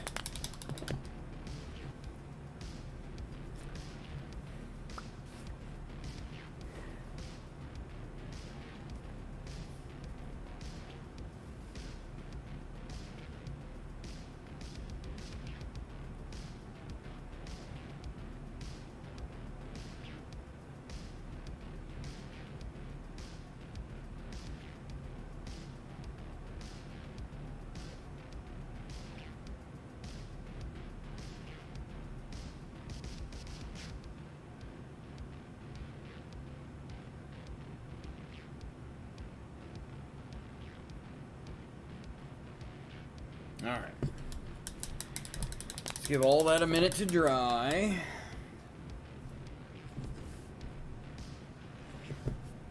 Let's see if I can fix that flag a little bit better. There we go. That's better.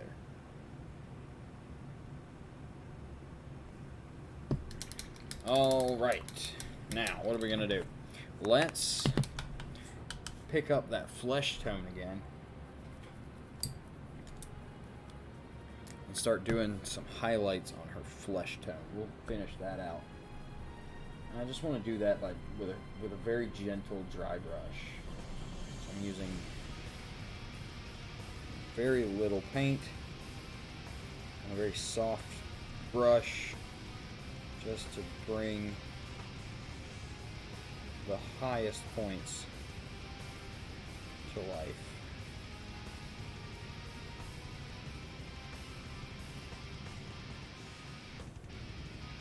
Like that knee.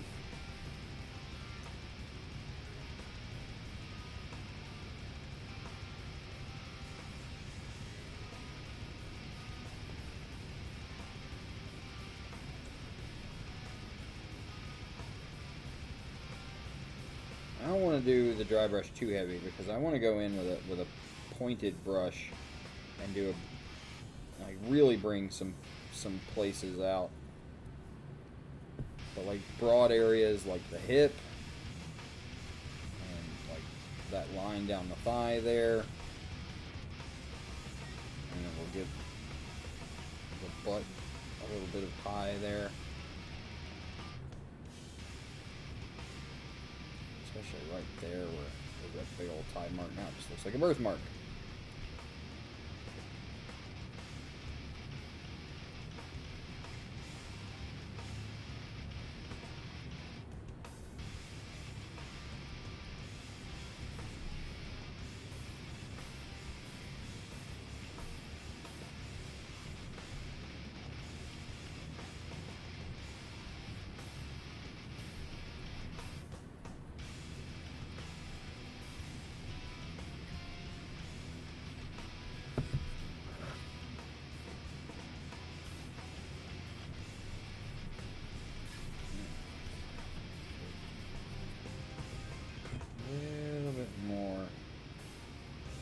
Smoothness in some of these places.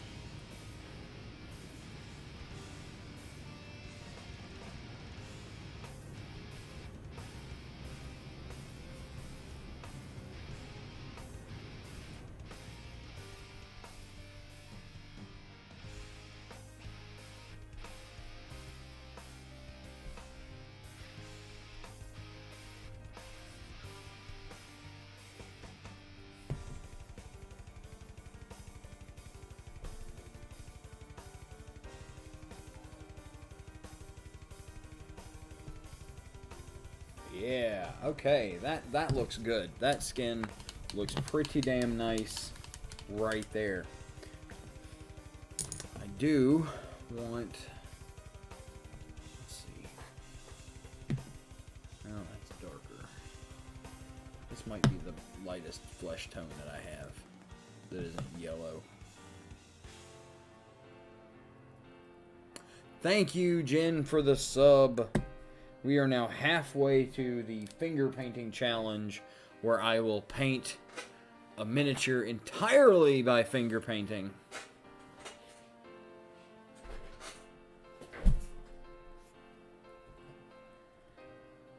We are exactly halfway there. It's pretty darn exciting. Trying to get 20 subscriptions by Christmas.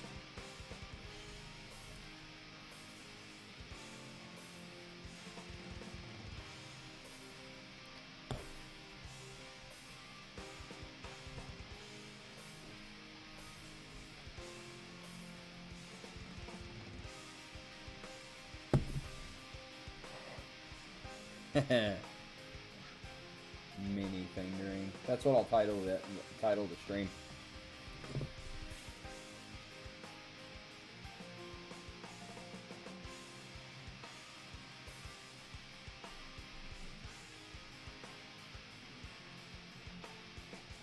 I'm just doing a very thin flesh tone. It's the same flesh tone, just in some areas that I feel like need a little bit stronger highlight. Like the top of the butt, and this kind of line here in the hip, and the top of this thigh, to this knee.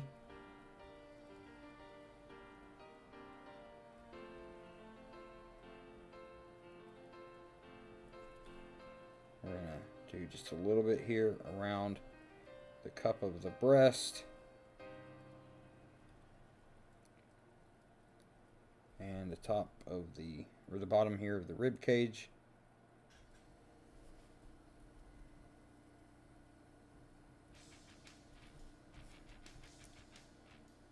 Just to put a little bit more evenness and smoothness in some of these highlights.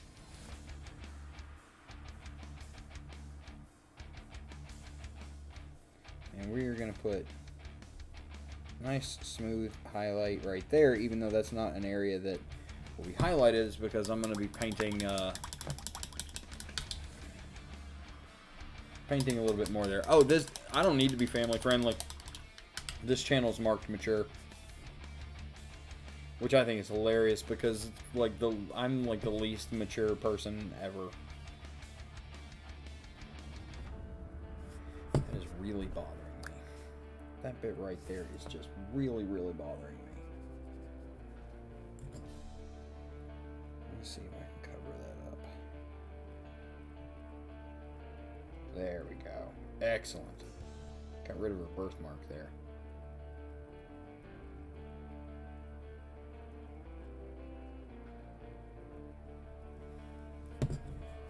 Alright. I think that's her skin tone done. I think she looks great. Which means that she's done. We just got to finish up this flagpole. And we're going to start that with a nice brown wash.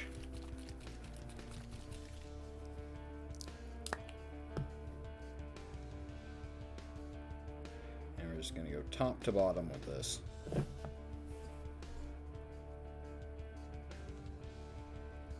I need to do something with that ring at the bottom, but I'm going to do it metallic, so I want to do it after I do all the washes.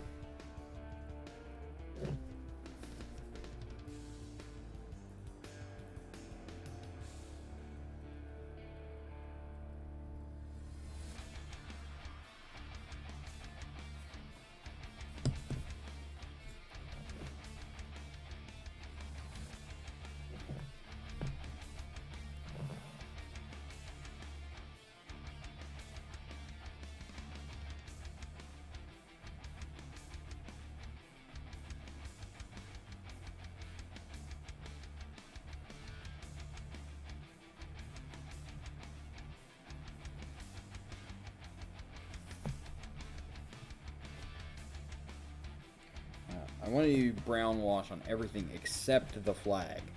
The flag I'm going to do a blue wash on just to really like emphasize that green.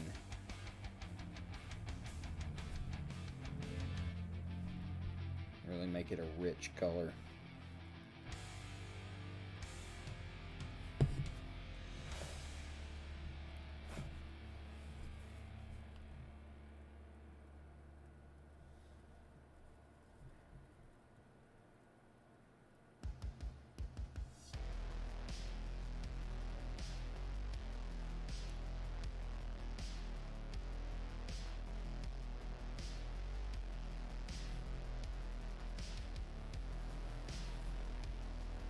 finally, a little brown wash here on the metallic pointy bit at the top to dull that down, make it look a little dirty.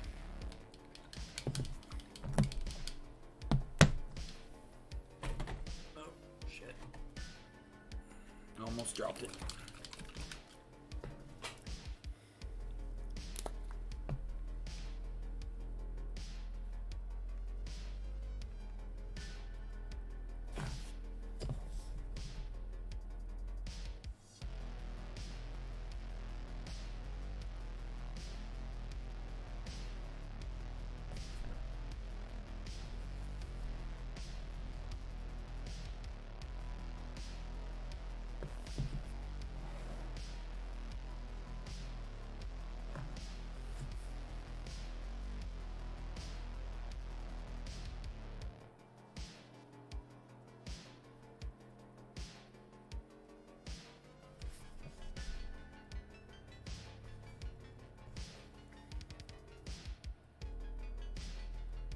Alright, now we've got our wash top to bottom on the flagpole, and we're going to take this opportunity to take just a little bit of a break. I am going to run and use the little boys' room, and then we will come back and we will put the finishing touches on the flagpole, clean up anything that needs to be cleaned, and then put the finishing final touches on this crazy, scary, naked lady.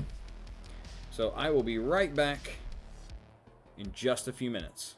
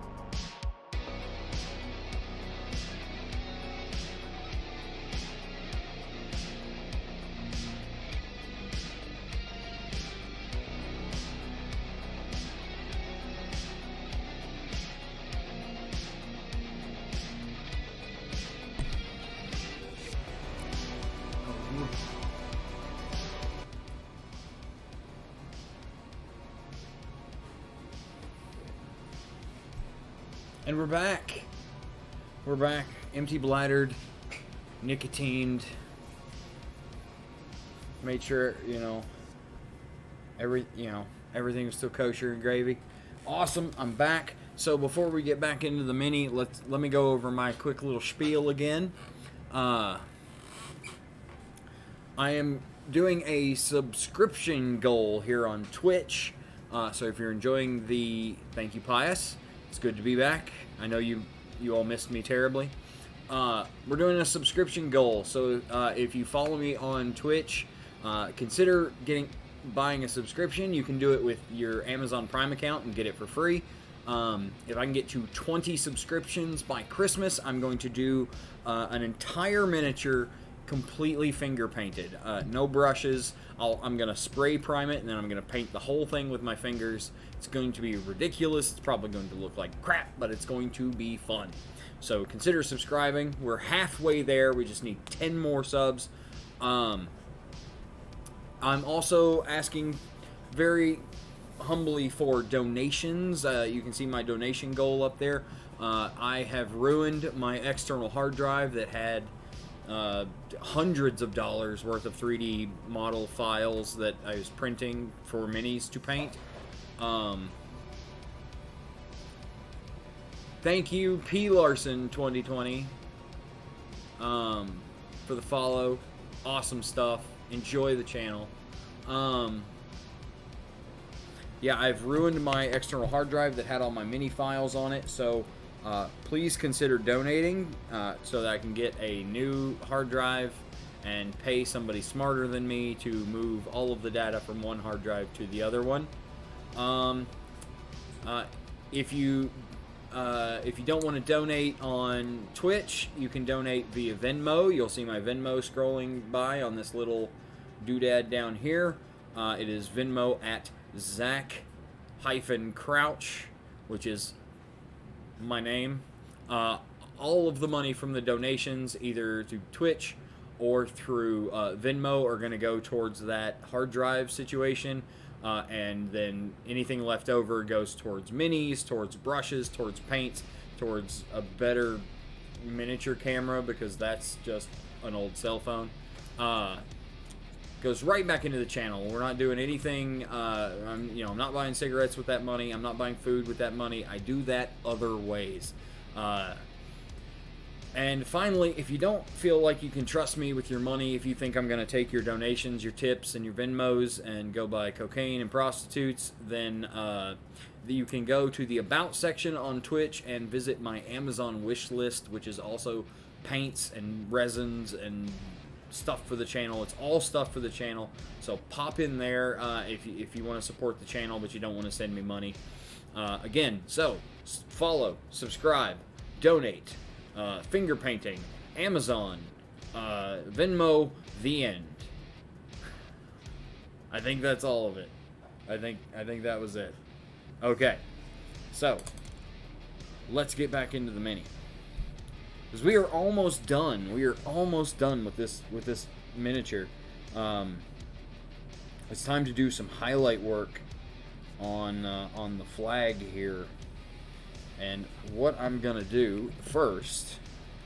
Actually, no. What I'm going to do first is I'm going to take my...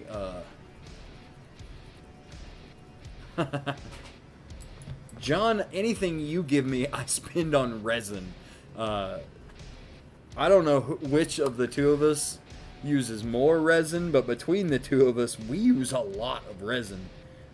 For a while there, we were going through a bottle a week.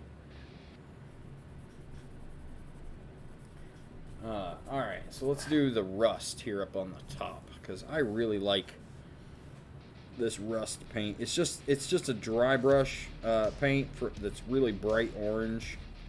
It's from Citadel. It's one of their dry lines. It's called Rise of Rust. And it just looks so good. It just looks exactly like rusted metal. I love it. And it's so easy.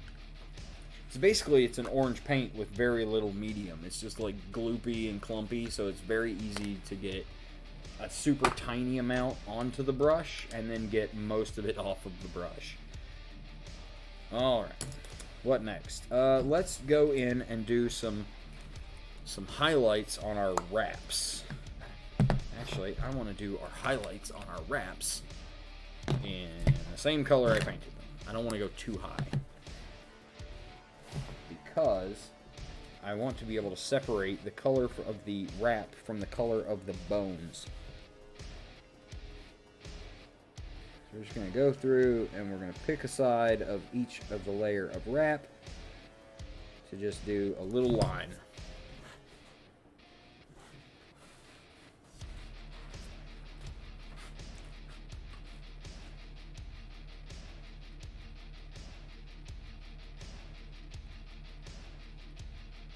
Just to kind of add just a tiny bit more definition to the wraps.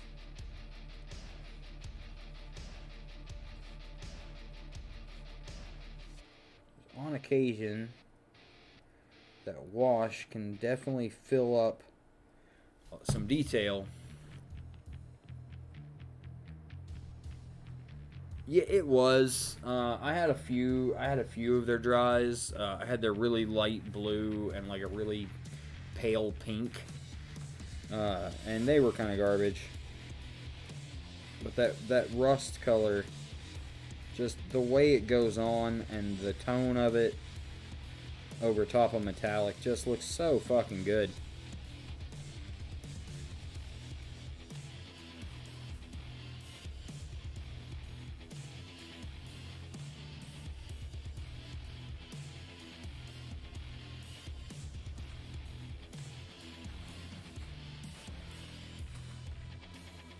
It's the only dry, Citadel dry that I have left.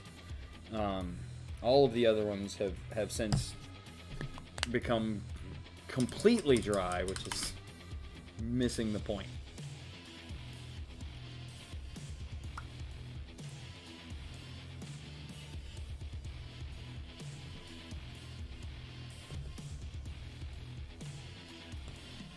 Let's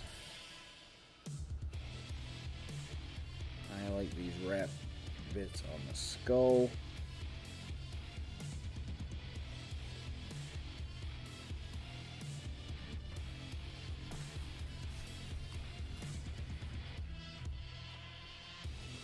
Alright, now we're going to do the exact same thing but with the bone color. Bring our skulls back up to life. Washing them makes them look really good, but it can definitely muddle the detail a little bit. So I just want to do a couple quick little brush strokes of the original bone color.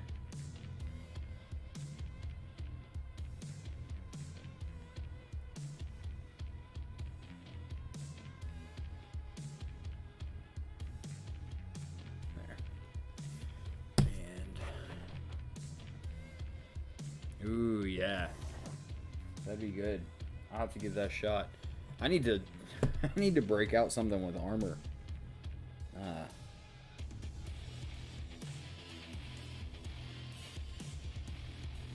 I've been kind of wrapped up in like learning all these flesh tone techniques, so that's kind of been the minis I've been gravitating towards, is stuff with a lot of flesh tone.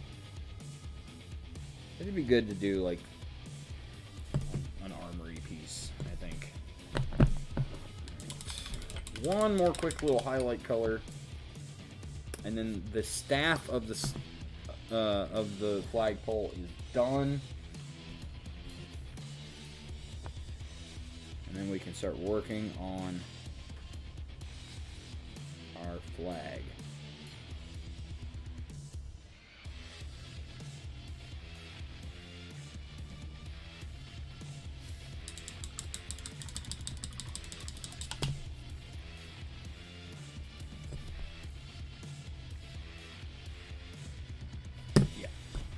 Yep.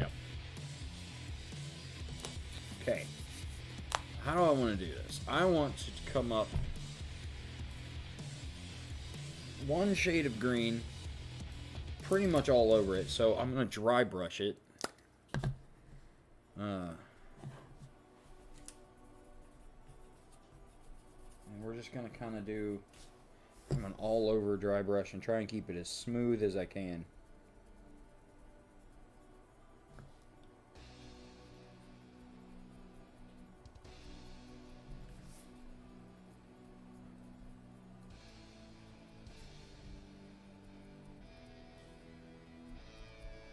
There's a little detail I didn't see. The flag has like some stitches in it.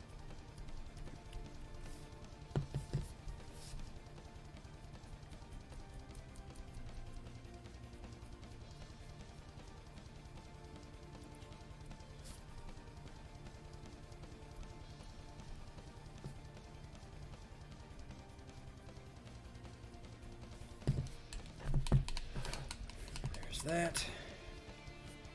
And we'll come up with another green shade. This one, I want to do some line highlights where the flag wraps around.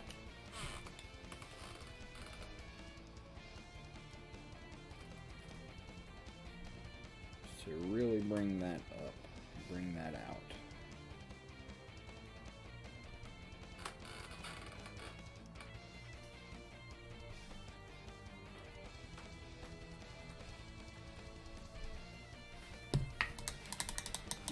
I think that was a very excellent choice of color, if I do say so myself.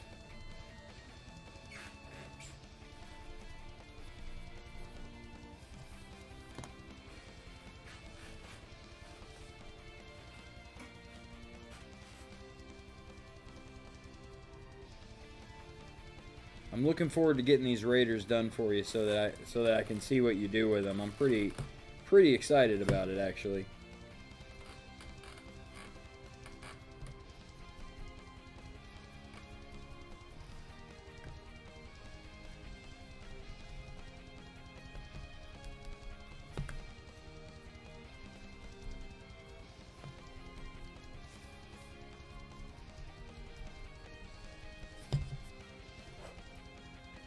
And I'm going to take this same green and just do like some glaze highlights down some of the kind of natural lines of this flag, just to like bring that up just a little tiny bit more.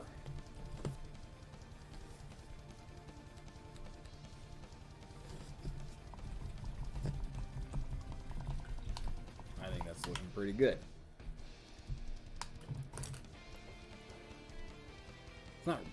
It's not technically gonna be a glaze. It's gonna be like just super thin paint, watered down paint. Because it's so watered down, it will break down quite a bit and lend itself very well to this sketchy kind of highlight technique that I'm trying to do. I don't need a lot. I just need enough.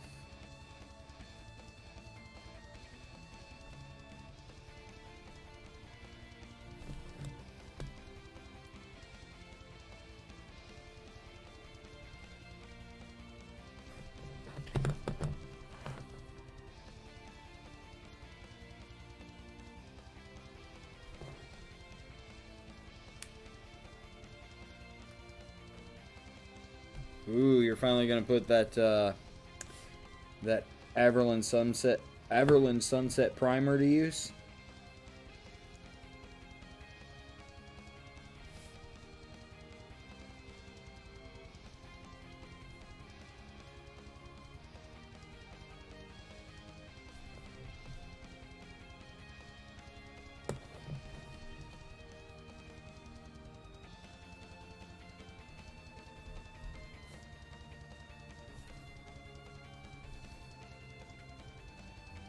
Alright. That is a cool looking flag, if I do say so myself. I'm going to take this brown and do those stitches just to really make them pop out.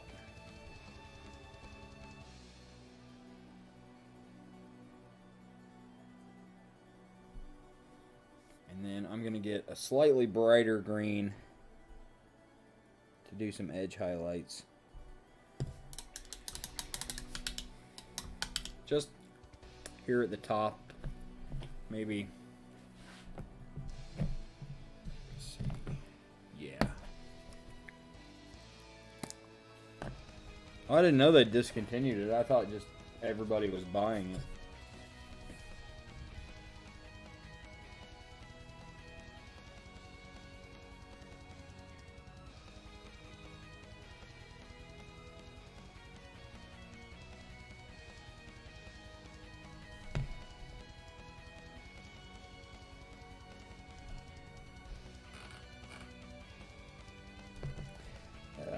Got a little dry clump of paint there at the end of my brush, and it's fucking me up.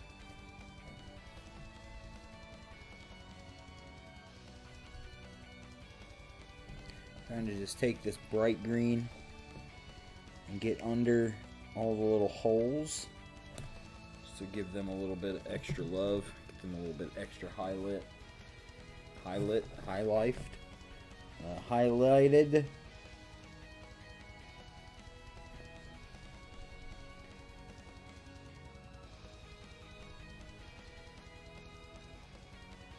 Just a very light line highlight down some of the natural lines.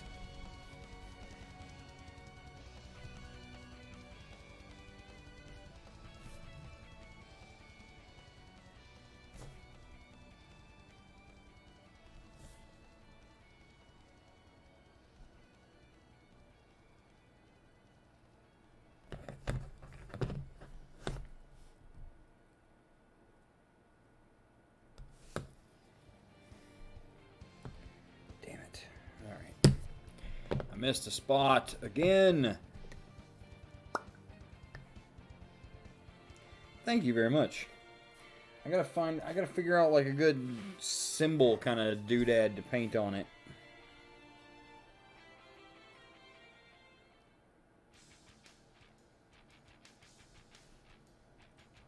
Good enough. Yeah, I'm pretty happy with that. Actually, I might just leave it as it is. Thought about doing like that as a color combo to do like some kind of like some kind of emblem. Doing that as like a wide line, and then doing this as kind of a line highlight over it. But I might just leave it green. That looks pretty fucking cool.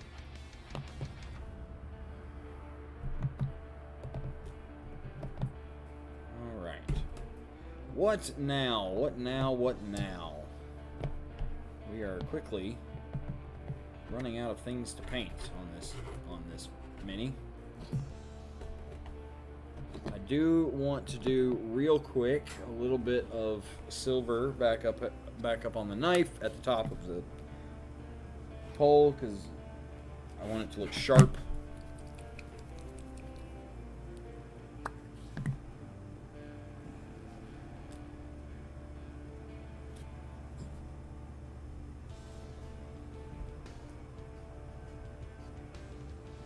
We're just going to take this super bright steel and run it down the edge. So even though this is like a rusty hunk of metal, they keep it sharp.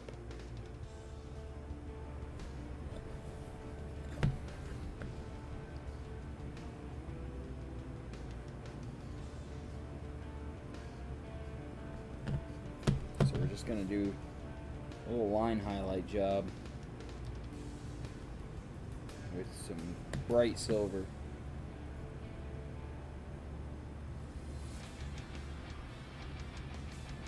To make sure that stands out nice and bright.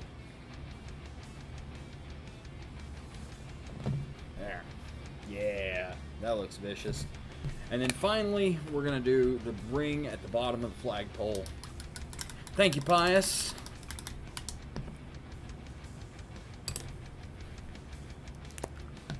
Do a little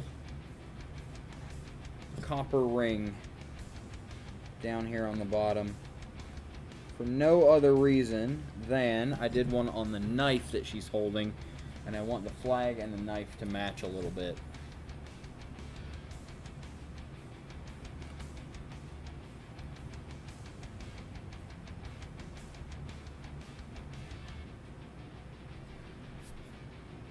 All right.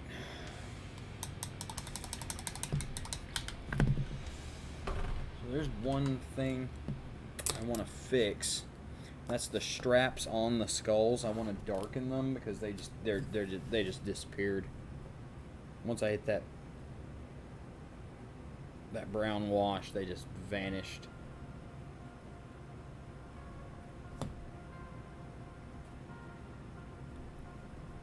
So we're just going to go through and make those a darker brown.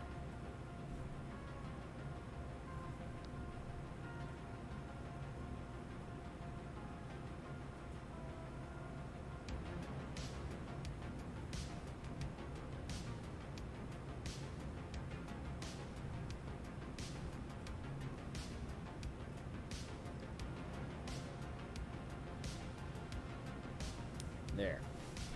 That looks better.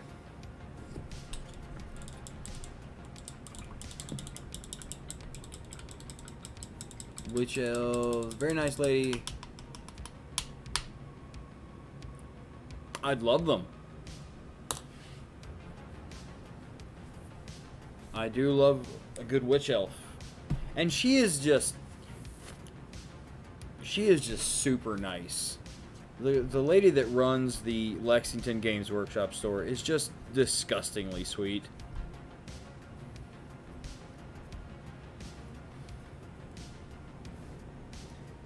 Alright, well, I think I'm done. I think there's a little bit down here on our totem guy eyeball gem thing that I wanna fix. The highlight on this side got a little out of control.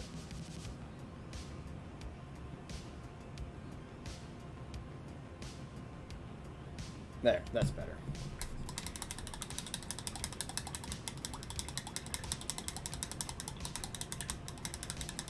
I think I'm done. I can go through and I can like find some shit to paint. And there is one more thing I want to do, and I'm debating on whether or not I want to do it on stream. Because I'm already flirting with the terms of service, painting her up with her being naked. But I mean, part of me is also like, man, you're already this far in. Fucking get it.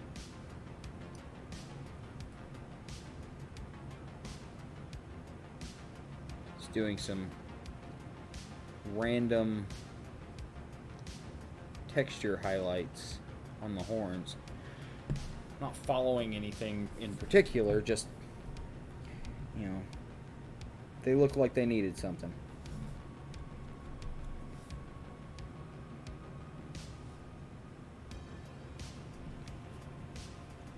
Yeah. Alright. Let's do this. We're gonna do some dumb shit that might get me kicked off Twitch. Our naked lady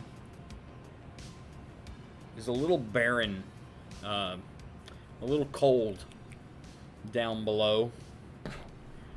So we're gonna give her some hair. I mean, she seems like the sort that she's been living out in the wilderness with a tribe of kobolds.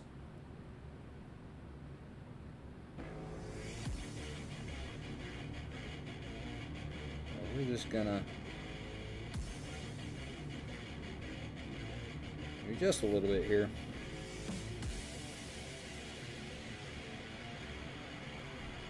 There we go. That's infinitely better.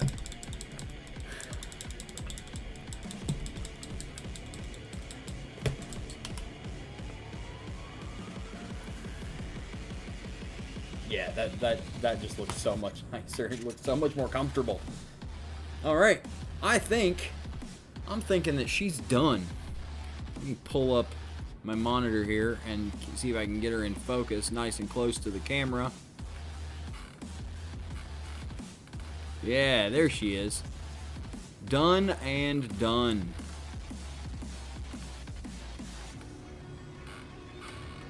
This is Ishtara the Plague Queen from the Plague Mine Kobold set from Artisan Guild. Awesome, awesome miniatures that they do, and they do a pinup model every month. That is in theme and goes with the set. So, I thoroughly enjoy painting their pinup models.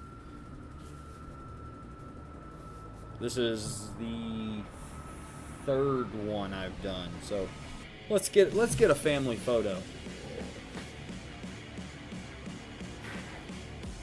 So we've got Yagra's the Beauty,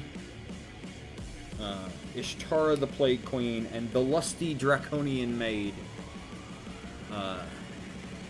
Which I'm not going to put her in focus because she very much violates Twitch terms of service. But I also have a Tabaxi pinup, and somewhere around here I have an Aarakocra, a bird lady pinup. Like set aside to paint, printed, ready to go. Just needs to be primed. I just think they're fun minis. All right, so she is finished. Oh, fuck! I just tripped on my own shoelaces. Okay, let's put her on the shelf of minis that have been painted on the stream. And we'll move on to something else. We'll start another one. I have two here, primed and ready to go. I have this Orc Barbarian from, I don't remember who this is from. This was a freebie that I got from a Patreon, I think. And then I have this, like, Plague Queen, Demon Queen lady from Reaper. And I think she's going to be an easy paint job, but I like, there are parts of her that I want to make complicated. Like, she has this beautiful sculpt on her skirt. Let me see if I can, we'll pull her up, like, into camera here. Focus, you bastard.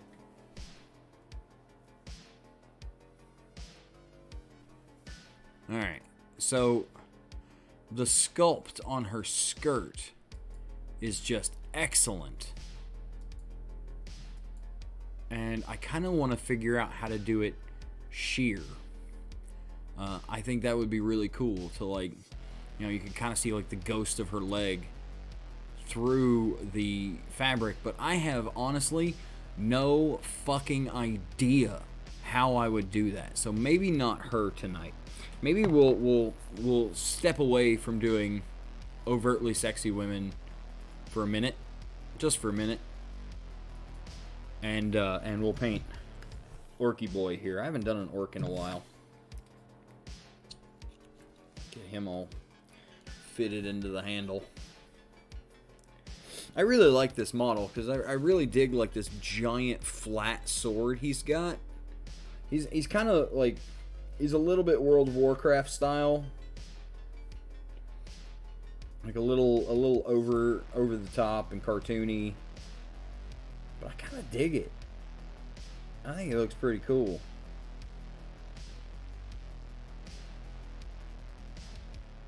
He's got some, like, fun scars going on. Yeah, let's paint us an orc. Let's paint us an orc.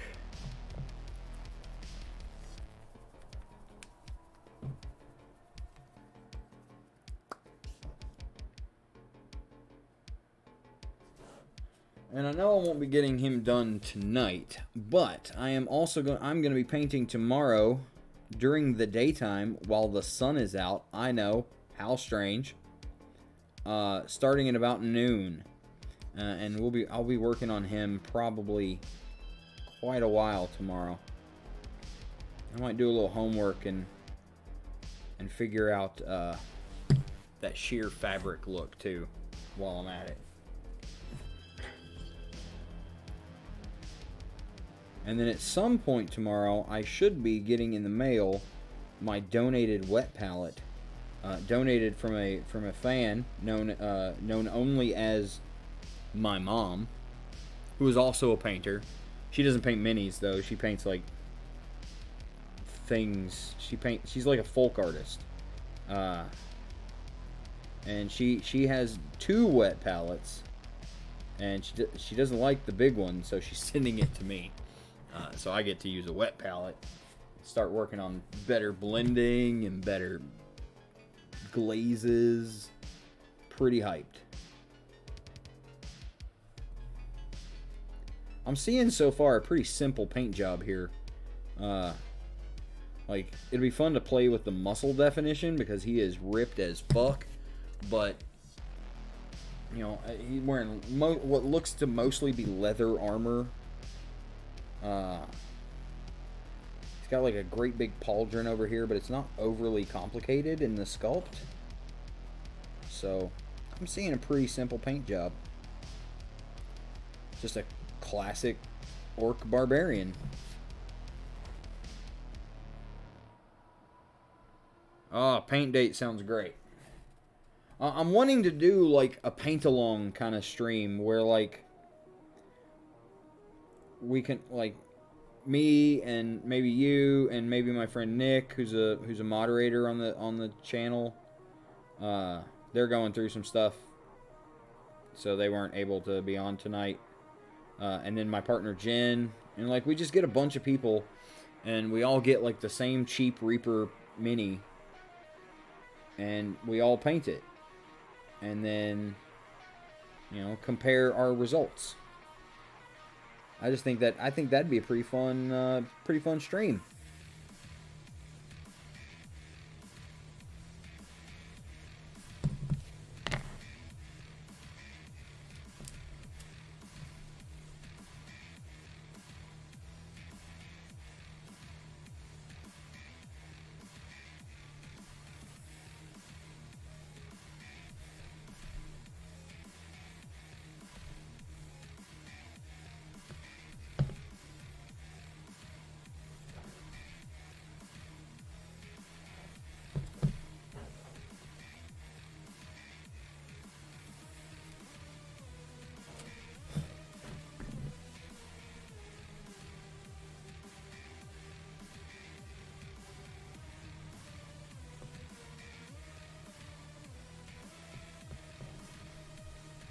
Good rule of thumb when you're painting minis is to start on the innermost layer. Like, go all the way in. And for this, in this case, it'd be the skin. And then you work out from there. Because if you're painting the inside, it's... You know, you're going to get paint on everything on the outside. So it's better to get the inside done when there's no paint on the outside and you can just paint over it. We got a little bit more orc over here, I think. Under this bracer. It looks like this hand is open and not gloved. Yeah.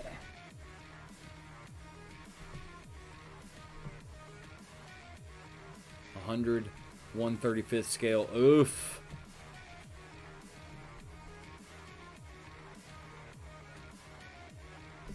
So I take it then that you're going to be working on that one for a hot minute.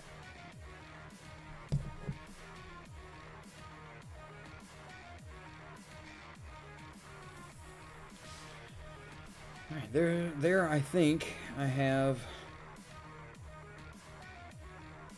our base tone. Probably do a little bit more on the face. But since he's got such an animated face, I really don't want to put too much paint on it. I want to preserve the details. I'm picturing this guy. He's got like a big beard and a mohawk. I'm picturing him like as an old orc. He's got like we'll do his hair and his beard white. Or maybe like a really pale gray. A silver. He's a silver fox.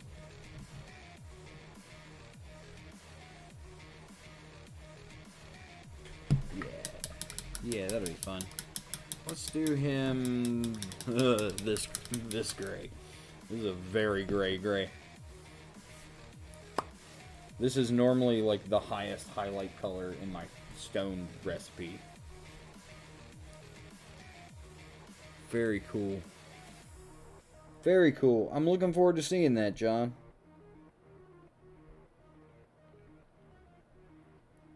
I always enjoy seeing your work so that I can rip off your techniques. I mean, admire them.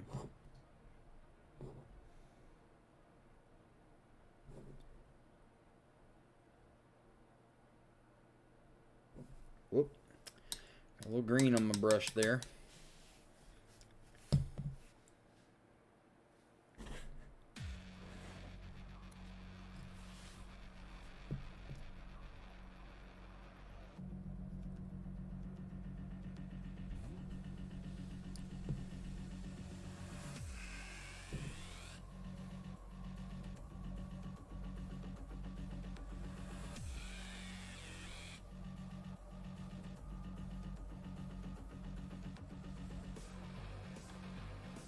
Got like a little short Mr. T mohawk.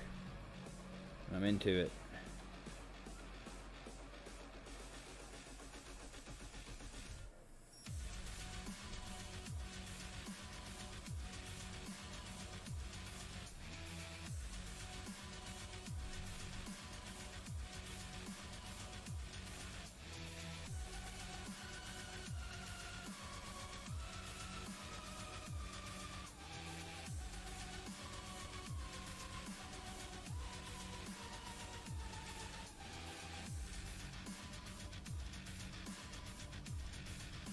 Yeah. No.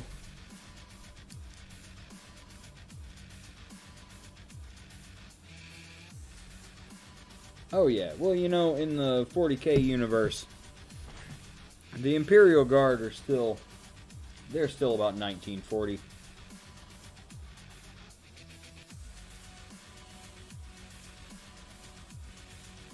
Trying to shoot aliens with flashlights.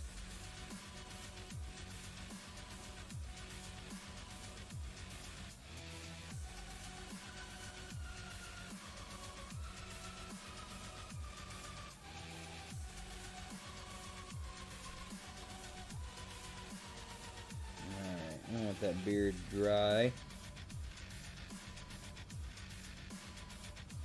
Get more of it back there. I'll just do like a sloppy job real fast. It's going to be pretty hidden by just about everything else.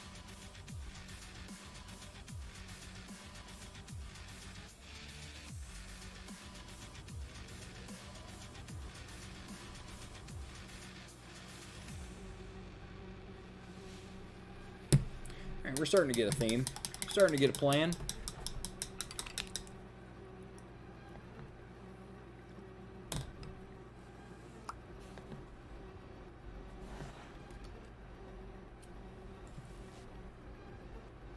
I think for all like the leather bits, like his pants and his glove here, I want to do like a really light tan leather instead of my usual dark brown.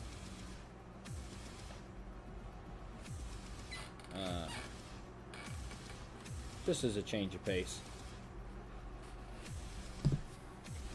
And I think it'll stand out pretty well against the green flesh.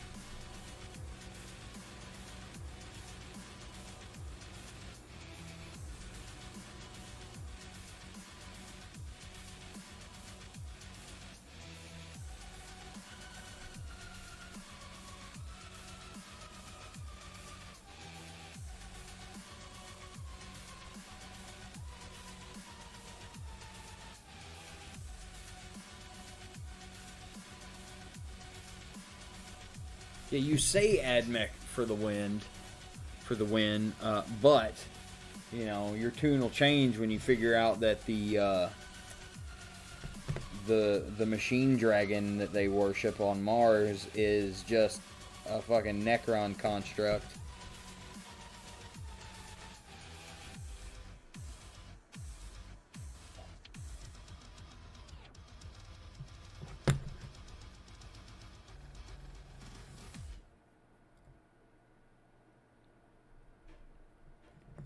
I for one like to own my heresy, and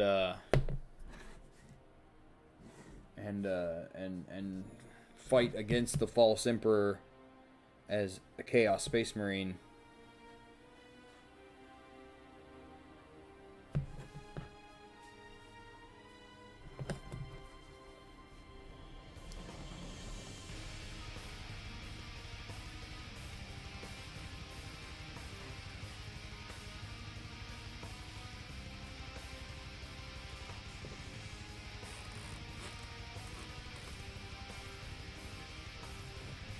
Yeah, that's looking pretty cool. I'm feeling this, like, this tan leather, like he's wearing fucking khakis. We're gonna brown it up. We're gonna make it look like leather, but for now it's just, you know, business casual. Business casual orc.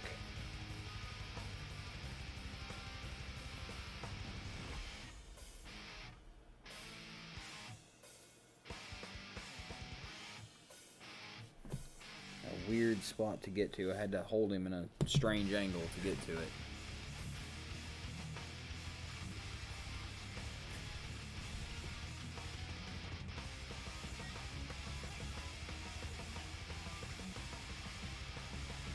What's going on back here? I think that's a belt. Oh, weird. Looks like an overexposure on the print job. That I believe what I believe is a belt back here is pretty low low texture and hard to make out. So I'm gonna call it a belt, and if I paint it as a belt and it doesn't look very good, I'll just change it.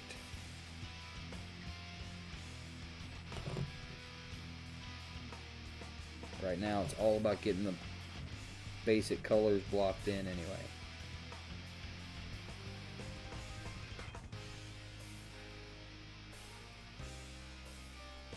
This is how I plan a mini. Is like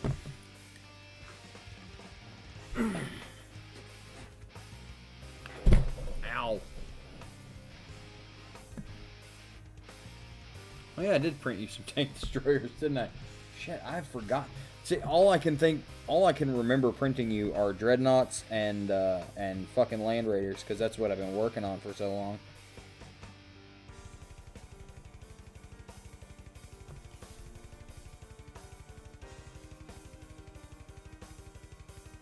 All right.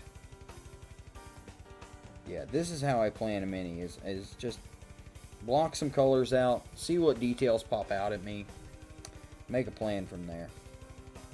Doesn't have to be a good plan, just a plan.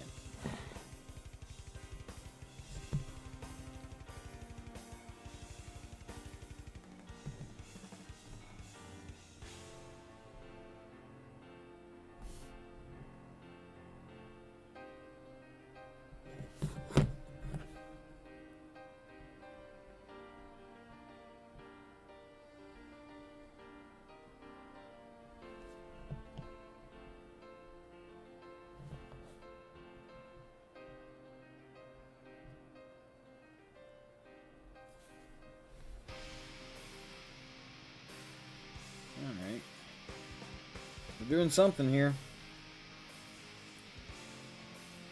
And I think the leather strap here and the ones under his bracer and the middle part of his belt, I'm gonna do a more classic brown leather. Oh, and his boots. Let's do this strap in the pale leather that we're doing so far, though. Just to break it up. He's an orc. You know, some of this shit's just kind of thrown together. Ooh, no, that's a chain. Never mind. Hell yeah, that's a fucking chain. Alright. Let's get some dark brown on there. Some more traditional... Let's see, do I want to use my Mournfang brown, or do I want to use this pot of P3 I've had over here for the night since the 1970s? Let's use the P3.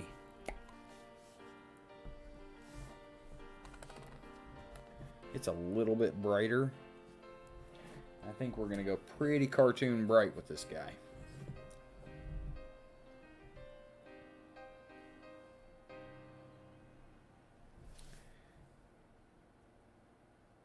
I need to find a good, like, Space Marine bust that I can print. Because I want to paint one up for my brother's birthday, or for Christmas.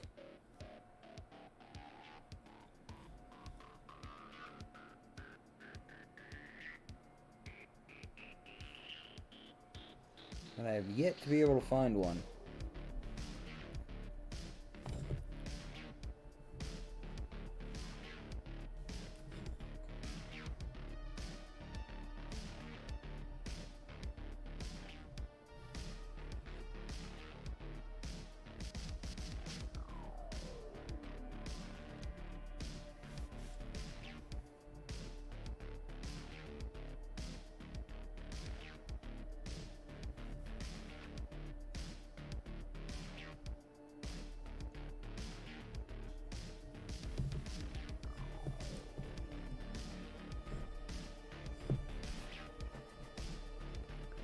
Boots have a bit more detail on them than I was anticipating. But that's okay. Just gonna make it more fun.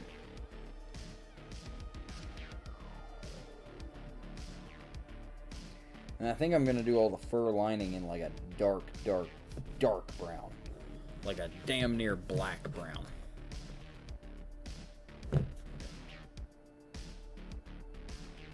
One of the things I'm really trying to like learn myself out of, because I've got some bad habits from basically the way I started painting.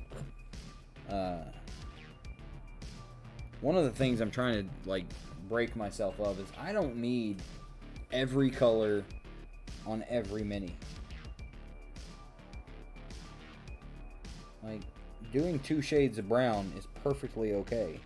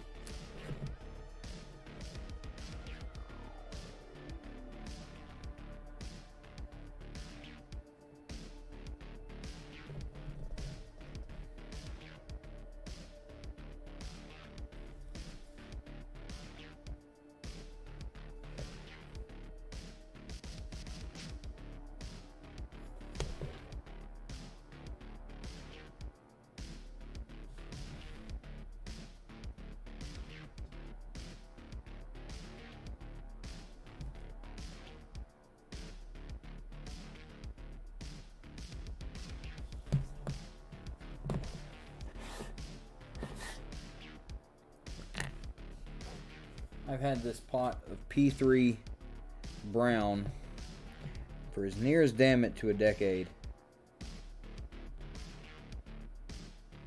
And it still goes on just as smooth as when I got it. What a good paint line that is just way too fucking hard to find these days. Oh, I see what's going on under here. Cool.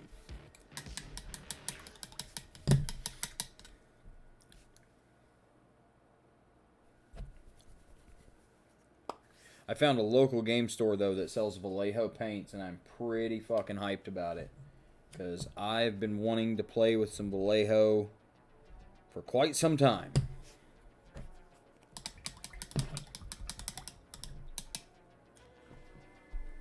I have one Vallejo paint bottle, and then a bunch of, like, their... Like, I have their thinner medium, and their matte and gloss varnishes, and their glaze medium. I thought I had some of their drying retarder, but I guess I didn't.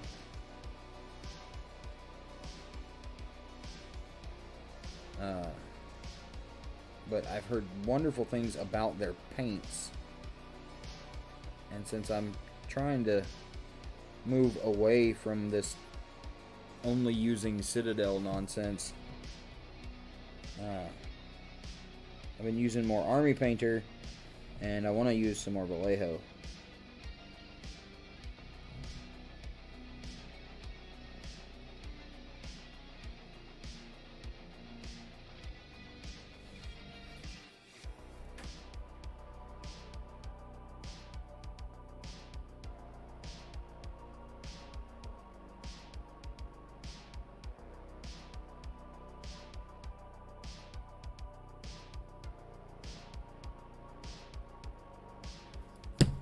All right.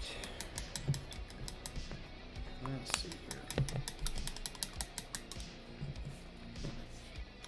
I think that's pretty it for the planning, just color blocking nonsense. Just kind of throwing it all together.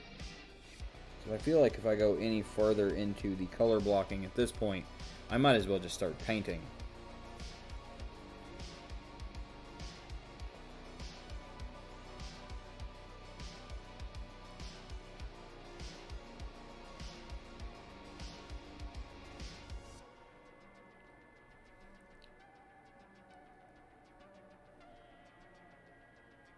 Which I don't want to get too serious into this tonight. It's already been going for about 3 hours. And I do want to paint some tomorrow.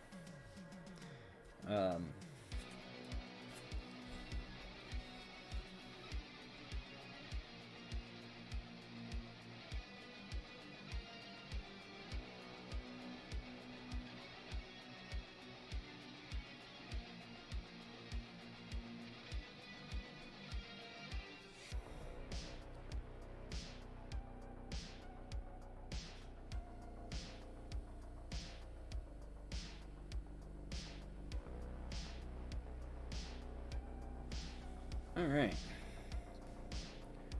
Let's see here. We got stitches, boots. Let's see what's going on. That's all metal. Except for that rope and the skull. And we got the pouch. We got some skulls hanging on off his belt here. And then we got his weapons. And that's pretty much it. This is not going to be a complicated paint job, I don't think. I say that now.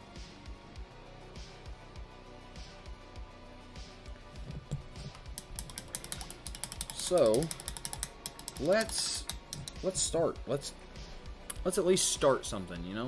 Let's get something looking like it's supposed to. And I think we're going to start with the boots.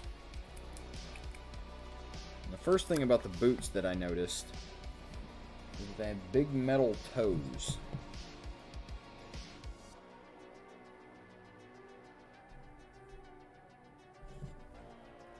So we're going to start those with a nice gunmetal.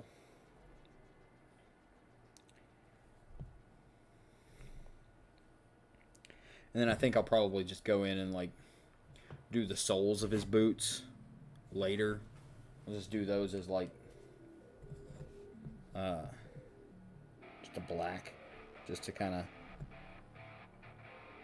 a lot of what's going on in the boot, especially the very bottom of the boot, is going to get lost in the basing anyway.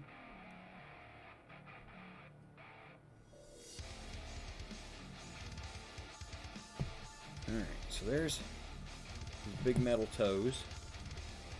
Well, always lovely to see you, Pius. Have a good night. Sleep well. Sweet dreams.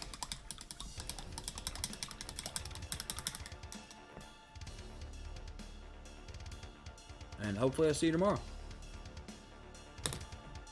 And if I don't see you tomorrow, I'll see you next time.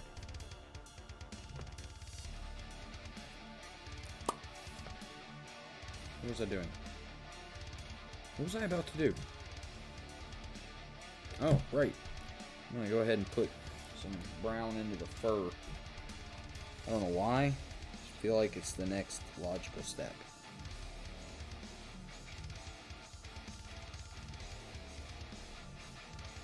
I'll do these like a really, really dark brown, and then do like tip highlights of white, just to give it an interesting, like, ooh, what kind of animal did that used to be kind of feeling. Losing my voice a little bit, that's no good.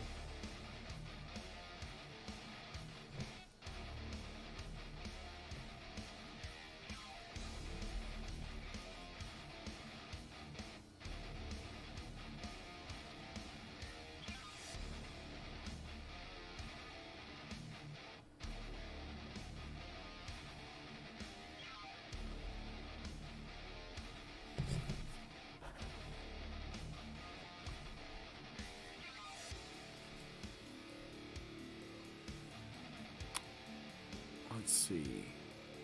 I want to click that. Okay.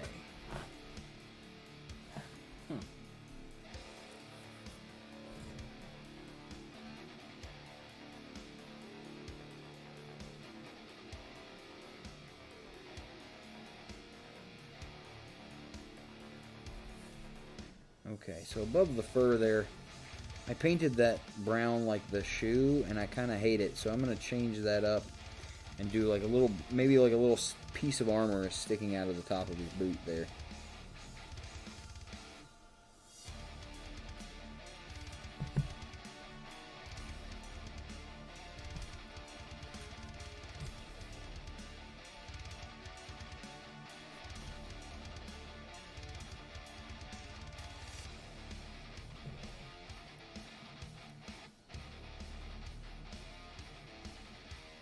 I'm going to use this same brown base coat on the strap on his boot. He's got like a strap across each boot. But I'll wash them and tint them and highlight them different so that they will look like two different shades of brown.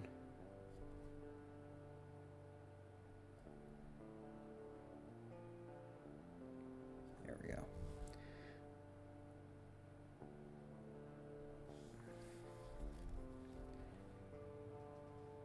I'll be pretty happy if I can get the boots done tonight. Maybe the boots and the pants. The pants should be pretty simple.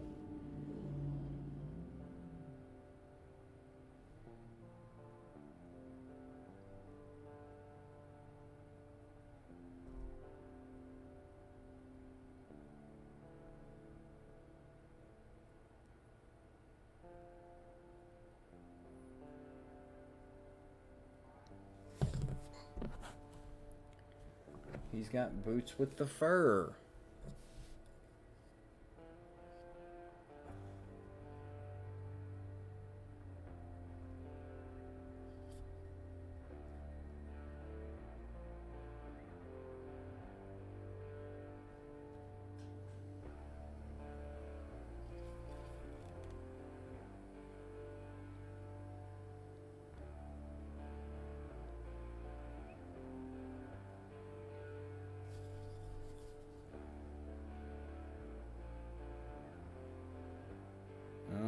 There's the fur.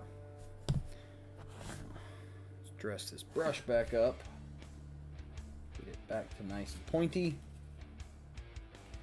Do the strap. There's a buckle on the strap that I'm just going to paint over right now, because the silver I'm going to use on them will cover wonderfully, so I'm not going to be super picky about whether or not I got, you know, my paint coverage around the buckle. So fuck it, paint the buckle brown.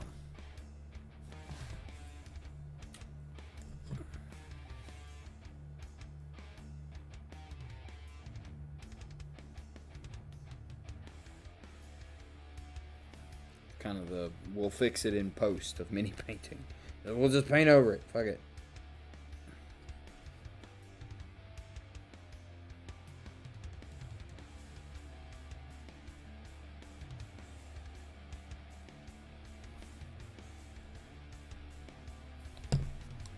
There's the strap. Do the buckle. And then we can work on that little armor bit that's poking out, which I think I just want to do silver in the middle and then maybe like a copper or a bronze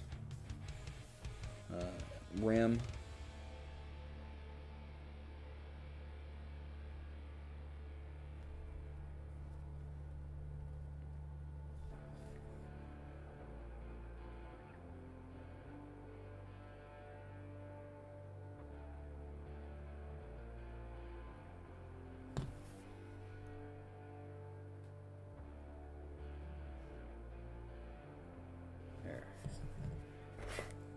Go in and we'll fix that bit of armor there.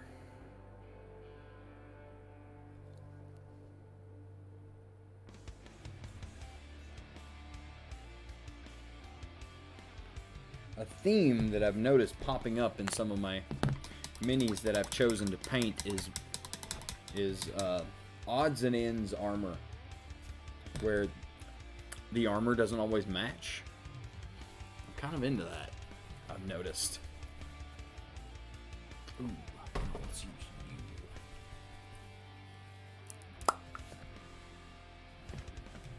It's a bit more gold than I wanted to use, but if I throw a red wash on it, it'll look pretty coppery.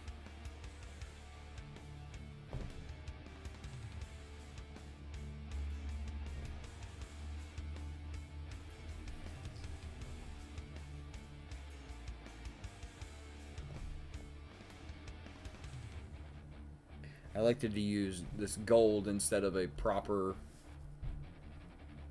copper, just because it covers better. John, always a pleasure, my friend. Yeah, I should be on tomorrow between 12 and 1. And then I'll be on for a couple hours.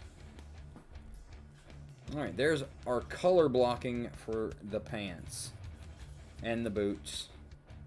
So let's do some washes, and I think that'll be a good place to be. No. Almost put the wrong brush in my mouth. How dare I?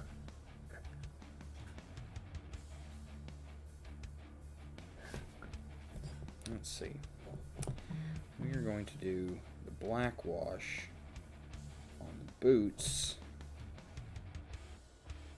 And we'll do a brown wash on the fur and the armor bit. Oh, I brought out an orc. We finished the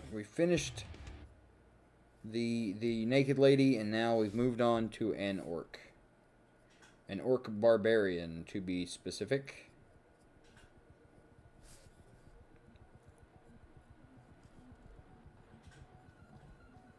And so far, he is a study in brown. He is just a variety of shades of brown. But I'm kind of having fun with it. Kind of having fun, like, ooh, how can I make this brown different from that brown?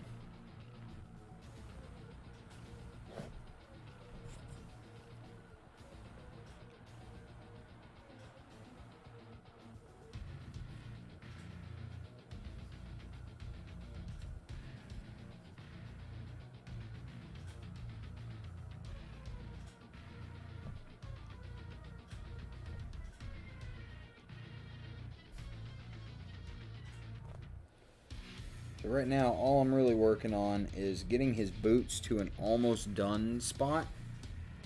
Because, you know, started him late, and I don't want to just, you know, leave him in the middle. I want at least something to be done before I start thinking about signing off.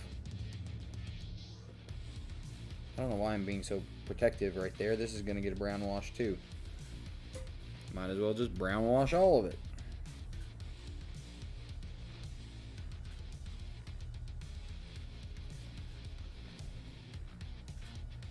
Yeah, that really brings that tan down, that khaki out of khaki territory and into tan.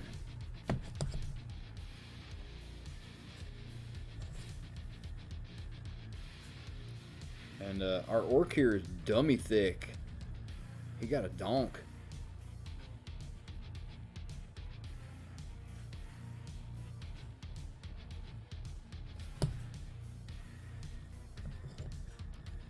little bit too much wash on that boot.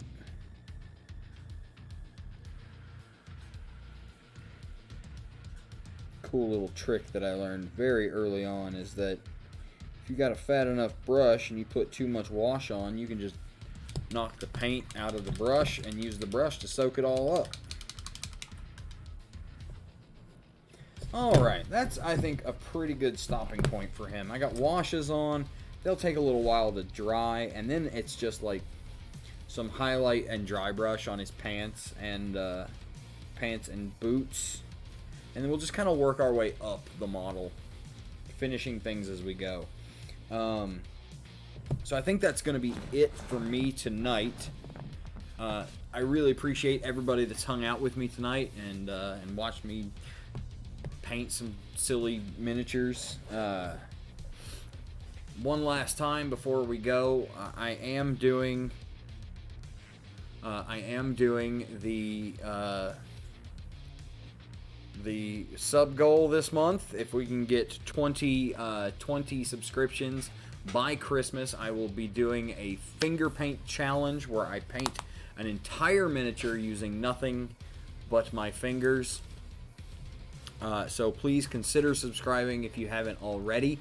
If you are an Amazon Prime member, you can subscribe for free. You just have to attach your Amazon Prime account to your Twitch account, and you can use Amazon Prime to subscribe to a single Twitch channel every month for free. You just have to, like, if you want to keep subscribing that way to a specific channel. Thank you so much for that follow, Winter Devil. What the fuck was I talking about? Right. So Amazon Prime subscription goes towards the goal. I get a little kickback from that. It costs you absolutely nothing. And above that goal, you will see our donation goal to replace and repair my external hard drive that had all of the 3D files that I use to print miniatures. Had hundreds of dollars worth of files on there that I no longer have access to. I can't just go re-download them. I have to buy them full price again, and I'm not into that. So I'm trying to just raise $100 so that I can get a new hard drive and then pay someone smarter than me to move that data over from one hard drive to the other. You can also support the channel with those donations and the Venmo that scrolls across the bottom of the screen here every few minutes.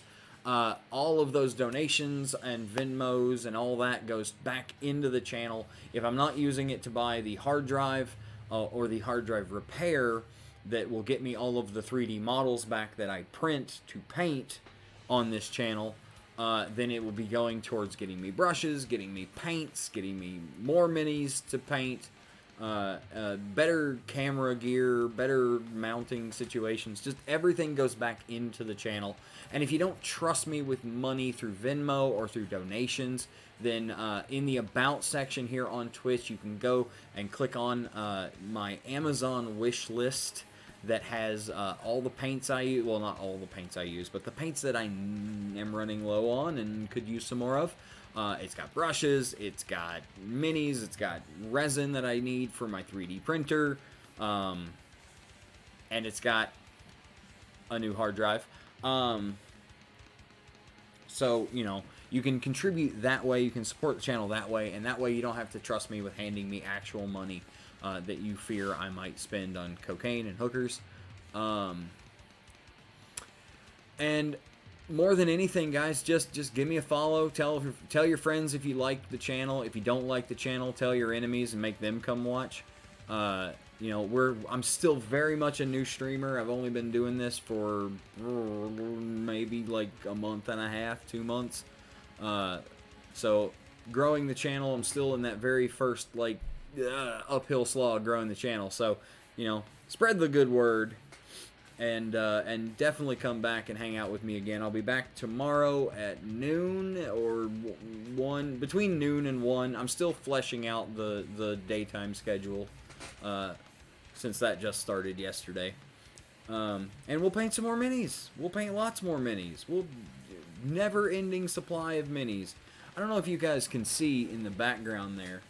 Let's see if I can like pull the camera down a little bit. See those two blue totes? Those are completely full of Warhammer 40,000 miniatures. And they are all unpainted. Most of them are unassembled and unpainted. So I'm not going to be running out of minis to paint anytime soon. They just might get real boring. So thank you guys so much. I'm going to hop off here and catch a little bite to eat. And then catch a few Z's. And I will be seeing you all tomorrow. You guys are the best. See you later.